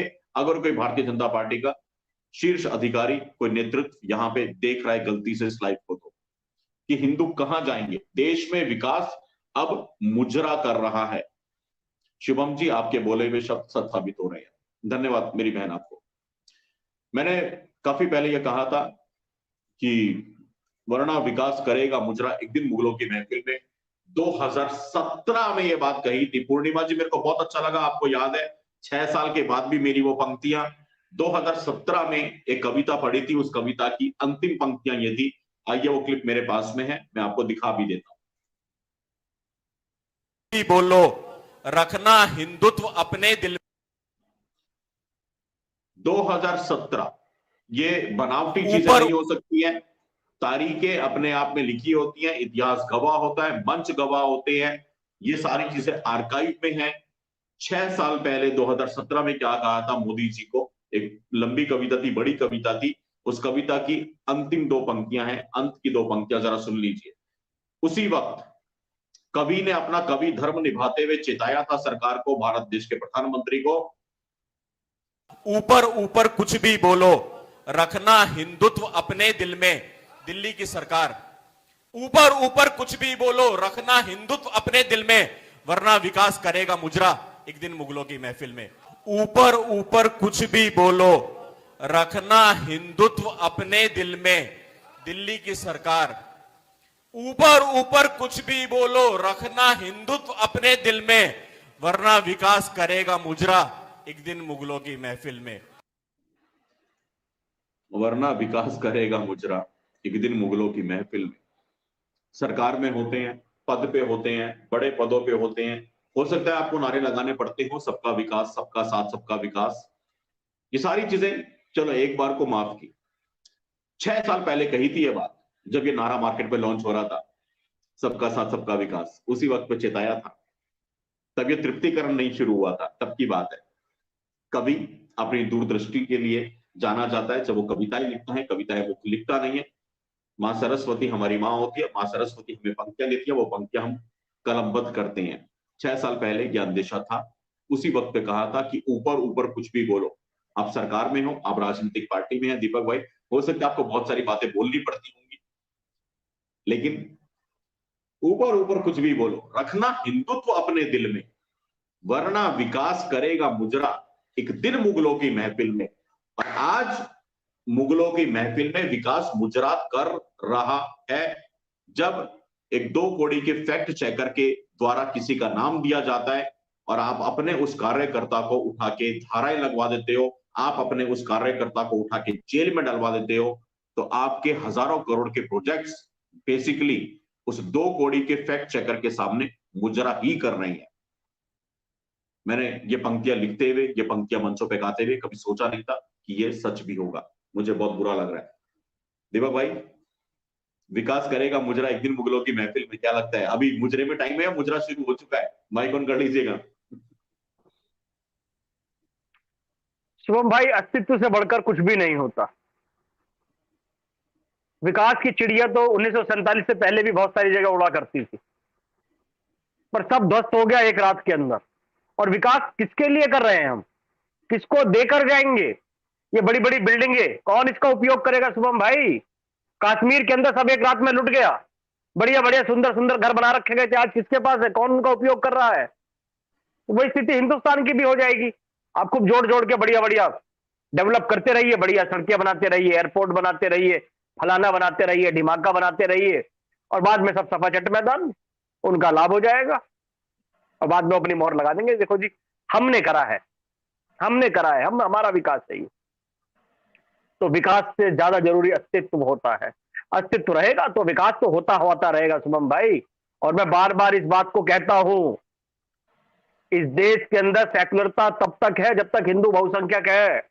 यस, जिस दिन हिंदू खत्म, इस देश का अल्पसंख्यकवाद, सॉरी सेकुलरता इस देश की खत्म। हिंदू है तब तक है। और भारतीय जनता पार्टी के साथियों से भी अपने निवेदन करता हूं, आपका भी वजूद वही वही है जहां हिंदुओं की जनसंख्या ज्यादा है। यस, जहां जनसंख्या खत्म है वहां 0 बटे सन्नाटा है। आंकड़े उठाकर देख लीजिएगा कभी भी। जहां आपके अपने लोग हैं वहीं आपका वजूद है, अन्यथा कुछ नहीं है। इसलिए अपनों पर ध्यान दो, अपनों पर ध्यान दो, अपनों का साथ दो, अपने लोगों के साथ खड़े हो, उन्हीं का विकास करो, उन्हीं को मजबूत करो। बाकी सब करते कुराते रहो, पर अपने लोगों को छोड़कर, शुभम भाई अपने घर में कोई भूखा है और अपने घर में हम भूखा छोड़कर किसी और का पेट भरने जाए तो ये हमारा मानसिक दिवालियापन ही होगा। इसका मतलब मानसिक रूप से ठीक नहीं है। पहले अपने भाई, अपने परिवार के लोगों का पेट भर ले, उनको ठीक ठाक मजबूत कर दे। और दूसरा मतलब भी कौन शुभम भाई? दूसरा ऐसा नहीं कोई हमारा ही है, दूसरा वो जो इस देश को नुकसान पहुंचा रहा है, जिसका इस देश के संविधान से कोई लेना देना नहीं है, जो 2047 के सपने देख रहा है वो दूसरा, और हम अपने भाइयों के हिस्से की रोटी उसको खिला दे कि लो भैया 2047 को भी 10 साल पहले कर लो, 2037 ही कर दो, इसे हमारी भी जान छूटे। तो ये बहुत बड़ा अधर्म हो जाएगा, क्योंकि पूरा समाज अपेक्षा कर रहा है, कुछ कम नहीं करा शुभम भैया। 303 सीटें, पूरा हिंदू समाज अपनी जाति पंथ से ऊपर उठकर एकजुटता के साथ खड़ा होकर साथ दिया है। पिछली बार से बढ़कर साथ दिया है, 2014 से 2019 में बढ़कर साथ दिया, और अभी भी देगा, ऐसा नहीं है अब नहीं देगा, अभी भी देगा। पर यदि आप उनका विश्वास बनाए रखेंगे तो अपने लोगों का विश्वास बनाए, आज उनके विश्वास की आवश्यकता है। उनका विश्वास आज जगमगा रहा है, व्याकुल हो रहे हैं। वो आपसे नहीं चाहे, वो आपका 1100 रुपए का सिलेंडर भी उनको मंजूर है, वो नहीं बोल रहे आपसे। वो दाल चावल सब्जी महंगी सब उनको मंजूर है, वो कुछ नहीं वो मांग रहे आपसे। वो आपसे पर अपने अस्तित्व, अपनी बहन बेटियों की रक्षा के लिए हाथ जोड़कर खड़े हैं। जो साथी लड़ रहे हैं उनके सम्मान के लिए हाथ जोड़कर खड़े हैं कि इनकी कम से कम रक्षा कर लो, इनको कम से कम बचा लो। ये आपके लिए काम कर रहे हैं, ये आपके ही हैं, आपके साथी खड़े होंगे, ये विरोधी आपके नहीं है, ये आपके खिलाफ नहीं जाएंगे। इनकी कोई अपना राजनीतिक दल नहीं है कि अपने लिए कोई एमएलए अपने आप खड़ा करके अपने आप को टिकट मांग लेंगे। इनका किए हुए प्रत्येक कार्य का लाभ आपको ही होने वाला है, चाहे अपना गर्दन ही क्यों ना कटवा रहे, उसका लाभ भी आपको ही होने वाला है। शुभम भाई, एक भी हिंदुत्ववादी कार्यकर्ता की कहीं मृत्यु होती है किसी विधर्मी मानसिकता के द्वारा, आप बताइए उसका राजनीतिक फायदा किसको होता है? तो वो तो जीते जी भी आपका, केरल में मर रहे, जहां हिंदू मर रहे, अल्टीमेटली बीजेपी को फायदा हो रहा है। अब तो ये भी होने लग गया कि बीजेपी अपने फायदे के लिए तो नहीं मरवा रही हिंदुओं को। तो वो तो बेचारे जीते जी भी आपका साथ दे रहे हैं और मरने के बाद भी आपका साथ दे रहे हैं, तो उनका भी आप साथ दो। मेरा निवेदन है, क्योंकि मेरे को तो पीड़ा होती है, क्योंकि हम वो लोग हैं जो सबसे पहले फ्रंट में समर्थन में जाके खड़े होते हैं, लड़ते हैं। और जब हम ही को तकलीफ होगी तो शुभम भाई फिर तो सबको, हमें लगता है, मैं कमेंट देख रहा था अपने साथियों के, शुभम भाई ठीक कर दिए, कोर वोटर है बीजेपी के, आज ये विचलित हो रहे हैं, आज ये विचलित हो रहे हैं। आज ये दूसरी जो पार्टियों के नाम लगा रहे हैं, ये कौन लोग हैं? ये भी आपके अपने ही लोग हैं, इनको भी आज क्यों आवश्यकता पड़ रही है? सबको अपने गले लगा लो, सबको अपना लो, कोई अलग नहीं भागेगा, सब साथ में खड़े हो जाएंगे। बस ये एक चीज चाहते हैं कि हाँ सम्मान मिले इन्हें भी, ताकि इस देश का हिंदू कम से कम सम्मान की स्थिति में जिए। देखिए ये राजनीति है, हमें इसमें कोई ज्यादा उसमें, मैं तो भैया आपको बता दिया, मेरा तो 5 साल में जाके ईवीएम पे एक वोट दबाना होता है, हर साल दबाता हूँ, इस साल भी जाके दबा दूंगा। देखेंगे चुनाव आते आते क्या माहौल बनता है, किसके पक्ष में क्या चीजें होती है, कौन हिंदुओं के लिए जेन्युइनली काम कर रहा है। आज कुछ भी कहना बहुत जल्दी है, लेकिन इतना जरूर है कि हाँ दिमाग लगने वाला है। 2014 में दिमाग नहीं लगाया, ठक करके कमल मोदी, 2019 में भी दिमाग नहीं लगाया मोदी, पर 24 में लोगों का दिमाग खुलेंगे, विकल्प मिलेंगे, ऑप्शन होंगे और सोच करके ही वोट दिया जाएगा। इस बात को बीजेपी को सीरियसली लेना चाहिए।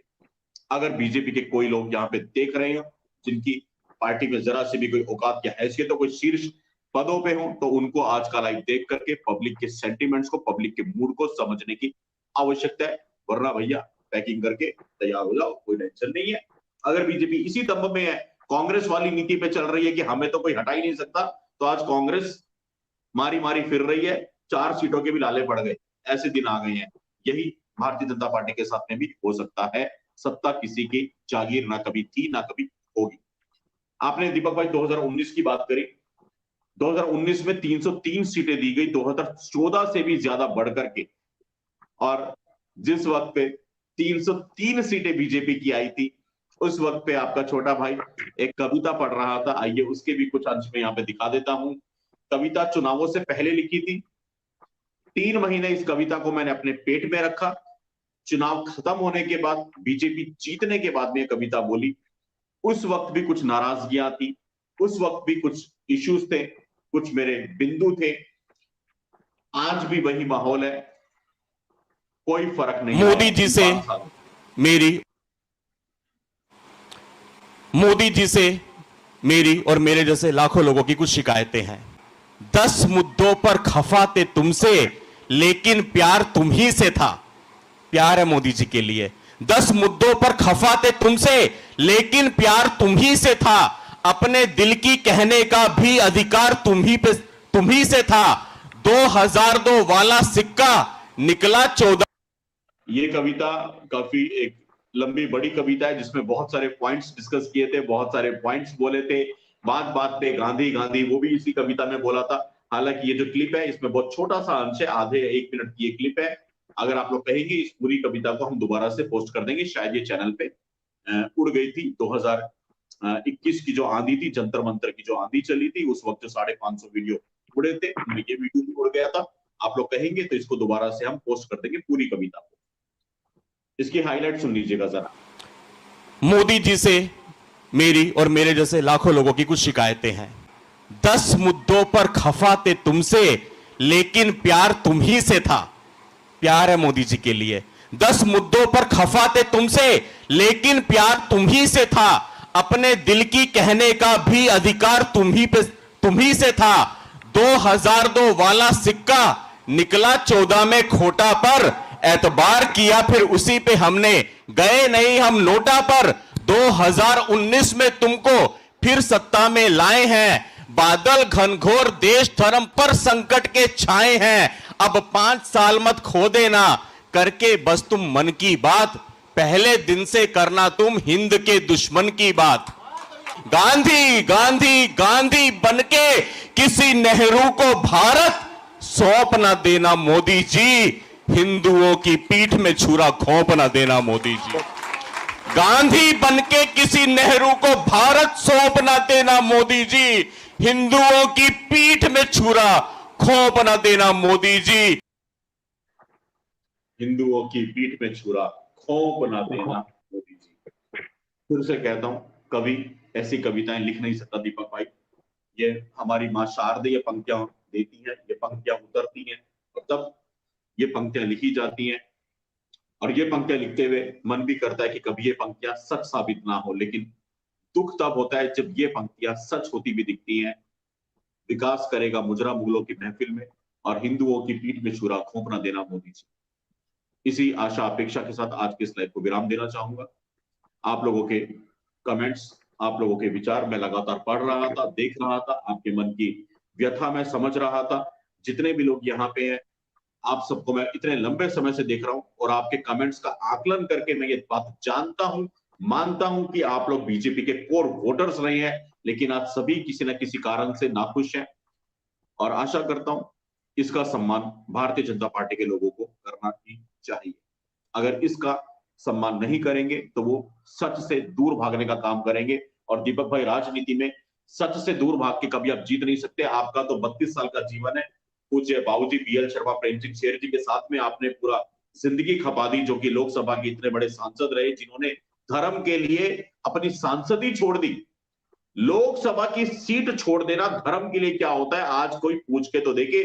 लोग एक काउंसलर की सीट नहीं छोड़ते भैया, लोग अपने गली मोहल्ले के वार्ड का अध्यक्ष होगा, कोई गली का अध्यक्ष होगा, गली नंबर 13 का अध्यक्ष। अरे और तो और लोग अपनी सोसाइटी का कोई अध्यक्ष होगा, RWA का। लोग सोसाइटी की अध्यक्षता नहीं छोड़ते। और धर्म के लिए लोकसभा की मेंबरशिप छोड़ देने वाले पूज्य बाबूजी BL शर्मा प्रेम सिंह शेर जी के आप पुत्रवत रहे हैं, उनके बेटे जैसे रहे हैं, तो आपसे बेहतर कौन समझेगा। सच से दूर नहीं भाग सकते दीपक भाई, जो सच है उसको स्वीकार करना पड़ेगा। आपकी ओजस्वी वाणी से लाइव को विराम देंगे, लेकिन कुछ सुपर चैट कमेंट्स 2-3 बचे हैं, वो ले लेते हैं फटाफट से। रोहित जी, आपने मेंबरशिप ली है, बहुत बहुत धन्यवाद। आपने मेंबरशिप नहीं ली, आपने चैनल को बुलेट प्रूफ जैकेट दी है, थैंक यू सो मच। मात्र 89 रुपीज में आप चैनल को बचा सकते हैं मेंबरशिप लेकर के। मैं निवेदन करूंगा ज्वाइन बटन अवश्य ले लीजिएगा। दिलबाग सिंह जी, काजल बहन को शत नमन है। इस बहन के समर्थन में राष्ट्र व सनातन प्रेमियों को आना चाहिए, ये समय की पुकार है। जय है हिंदू राष्ट्र, वंदे मातरम, हर हर महादेव। शब्द शब्द से सहमत हूं मेरे भाई, धन्यवाद आपके कंट्रीब्यूशन के लिए। Riya ji, thank you so much membership लेने के लिए, आपने चैनल को बचाने का काम किया, धन्यवाद। दुर्गा कुमारी जी, बहुत बहुत धन्यवाद मेंबरशिप लेने के लिए, आपने चैनल को बचाने का काम किया, बहुत बहुत धन्यवाद, thank you so much. Dhaval Trivedi ji, BJP का पर्याय ढूंढना पड़ेगा अब शुभम भाई। सुना है कि पर्याय कुछ आ रहा है, सुना है कि विकल्प कुछ आ रहा है, मैं थोड़ा वेट एंड वॉच कर रहा हूं। बाकी सभी को मेरी बहुत बहुत शुभकामनाएं। चलिए, लाइव को विराम देने का समय है। दीपक भाई की ओजस्वी वाणी से ही लाइव को विराम देंगे। दीपक भाई, बहुत बहुत स्वागत है। हम लोग फिर मिलेंगे कल रात को 10 बजे ऐसे ही मिलेंगे, ऐसे ही बैठेंगे, फिर किसी विषय को लेंगे। और काजल जी मेरी बहन, मैं जानता हूं आप शायद ये लाइव नहीं देख पा रही होंगी, आप ये सब चीजें नहीं सुन पा रही होंगी, लेकिन आप जहां भी हैं, जैसी भी हैं, आपके और आपके परिवार के लिए मेरी बहुत बहुत शुभकामनाएं हैं। आपका ये भाई कल भी आपके साथ था, आज भी आपके साथ है, कल भी आपके साथ रहेगा। हम पूरी तरह से अनकंडीशनल सपोर्ट आपको देते हैं काजल जी, और मैं आशा करता हूं बहुत जल्दी आप अपनी उसी ओजस्वी वाणी के साथ में आपका अपना चैनल साइबर सिपाही यहाँ पे मेरे साथ बैठेंगी। मेरी तरफ से आपको बहुत बहुत प्रणाम और नमन, मेरी बहन काजल हिंदुस्तानी जी। दीपक भैया स्वागत है आपका। जी शुभम भाई, आज जब मैं कमेंट्स भी पढ़ रहा था साथियों के, तो प्रसन्नता मुझे हो रही थी कि हमारा समाज कम से कम भेड़ चाल वाला समाज नहीं बचा। अब वो अपनी बुद्धि और विवेक का इस्तेमाल करना उसने शुरू कर दिया है कि कोई भी आंख बंद करके कुछ भी करता रहेगा, उसके साथ हम चलते रहेंगे, वैसा नहीं है। अब लोगों को समझना पड़ेगा, यदि हम गलत करेंगे तो हमारा समाज हमारा भी साथ छोड़ देगा, हमारे अपने लोग हमारे विरोध में खड़े हो जाएंगे, क्योंकि अब हमारा समाज अपने विवेक का इस्तेमाल करना शुरू कर रहा है। आज शुभम भाई मैं कुछ शोभा यात्राओं में था, कहीं सुंदरकांड के पाठ से वहां था, बड़ी संख्या में शोभा यात्राओं में लोग हुजूम के हुजूम में निकल रहे थे, तो बड़ा मन मेरा प्रसन्न था कि अब किसी को इन्विटेशन देना नहीं पड़ रहा था, हजारों लोग अपने आप शोभा यात्राओं में चल रहे थे जय श्री राम के नारे लगाते हुए। वाह, तो ये प्रसन्नता का विषय है। इसी प्रकार यदि हम अपनी एकता को दिखाते रहे, अपनी संगठित शक्ति को दिखाते रहे, तो निश्चित रूप से जो हमारी बातें आज लोगों को समझ में भी नहीं आ रही हैं, वो समझ में आएंगी, क्योंकि आज भी हम कम नहीं है, 100 करोड़ आज भी है, हमारे बिना किसी का कुछ होने वाला नहीं है, और उसके लिए हमें अपनी संगठित शक्ति दिखानी पड़ेगी। और जब कोई भी समाज अपनी एकता का स्वरूप दिखाता है और किसी चीज की डिमांड करता है, तो निश्चित रूप से लोगों को सोचना पड़ता है कि हाँ भाई, इनको इग्नोर करके कम से कम नहीं चला जा सकता, इनकी भी चिंता करनी पड़ेगी, इनके बारे में भी सोचना पड़ेगा। यदि आज इनको इग्नोर भारतवर्ष के अंदर करा गया तो बड़ा नुकसान हो जाएगा। तो मैं आप सबको बहुत बहुत नमन करता हूं। इसी प्रकार अपनी एकता बनाए रखिए, मां और महादेव आप सब पर अपनी कृपा बनाए रखें। जय शुभम भाई। बहुत बहुत धन्यवाद दीपक भाई इस चर्चा में जुड़े रहने के लिए और हमारे लोगों से ये बातें करने के लिए। डेविल कुमार जी बहुत बहुत धन्यवाद आपके इस कमेंट के लिए। व्हाट्सएप पे संपर्क कीजिएगा। और चलिए आज के लिए इतना काफी है, कल रात को फिर से 10 बजे यहीं पे मिलेंगे। दीपक भाई, आज मैं जानता हूँ बहुत सारी हनुमानी जन्मोत्सव की यात्राओं में आप रहे, पूरा दिन बाहर रहे, और वो थकान नहीं है, वो प्रसन्नता मैं आपके चेहरे पे देख रहा हूँ, वो तेज है, हनुमान जी का आशीर्वाद आपके चेहरे पे दिख रहा है। और मैं फिर से अपने पूरे सनातनी परिवार को, अपने पूरे साइबर सिपाही परिवार को हनुमान जन्मोत्सव की बहुत बहुत बधाई और शुभकामनाएं देता हूं, और आप सभी के परिवारों के लिए मंगल कामना करता हूं। बाबा हनुमान जी, बजरंगबली जी महाराज आप सभी के परिवारों में अपना आशीर्वाद बनाए रखे, आप सबके यहाँ पे सुख, शांति, समृद्धि और शौर्य का सदा ही वास रहे। इन्हीं शुभकामनाओं के साथ हम दोनों भाइयों को अनुमति दीजिए, हम आपसे मिलेंगे कल रात को 10 बजे। जी दीपक भाई।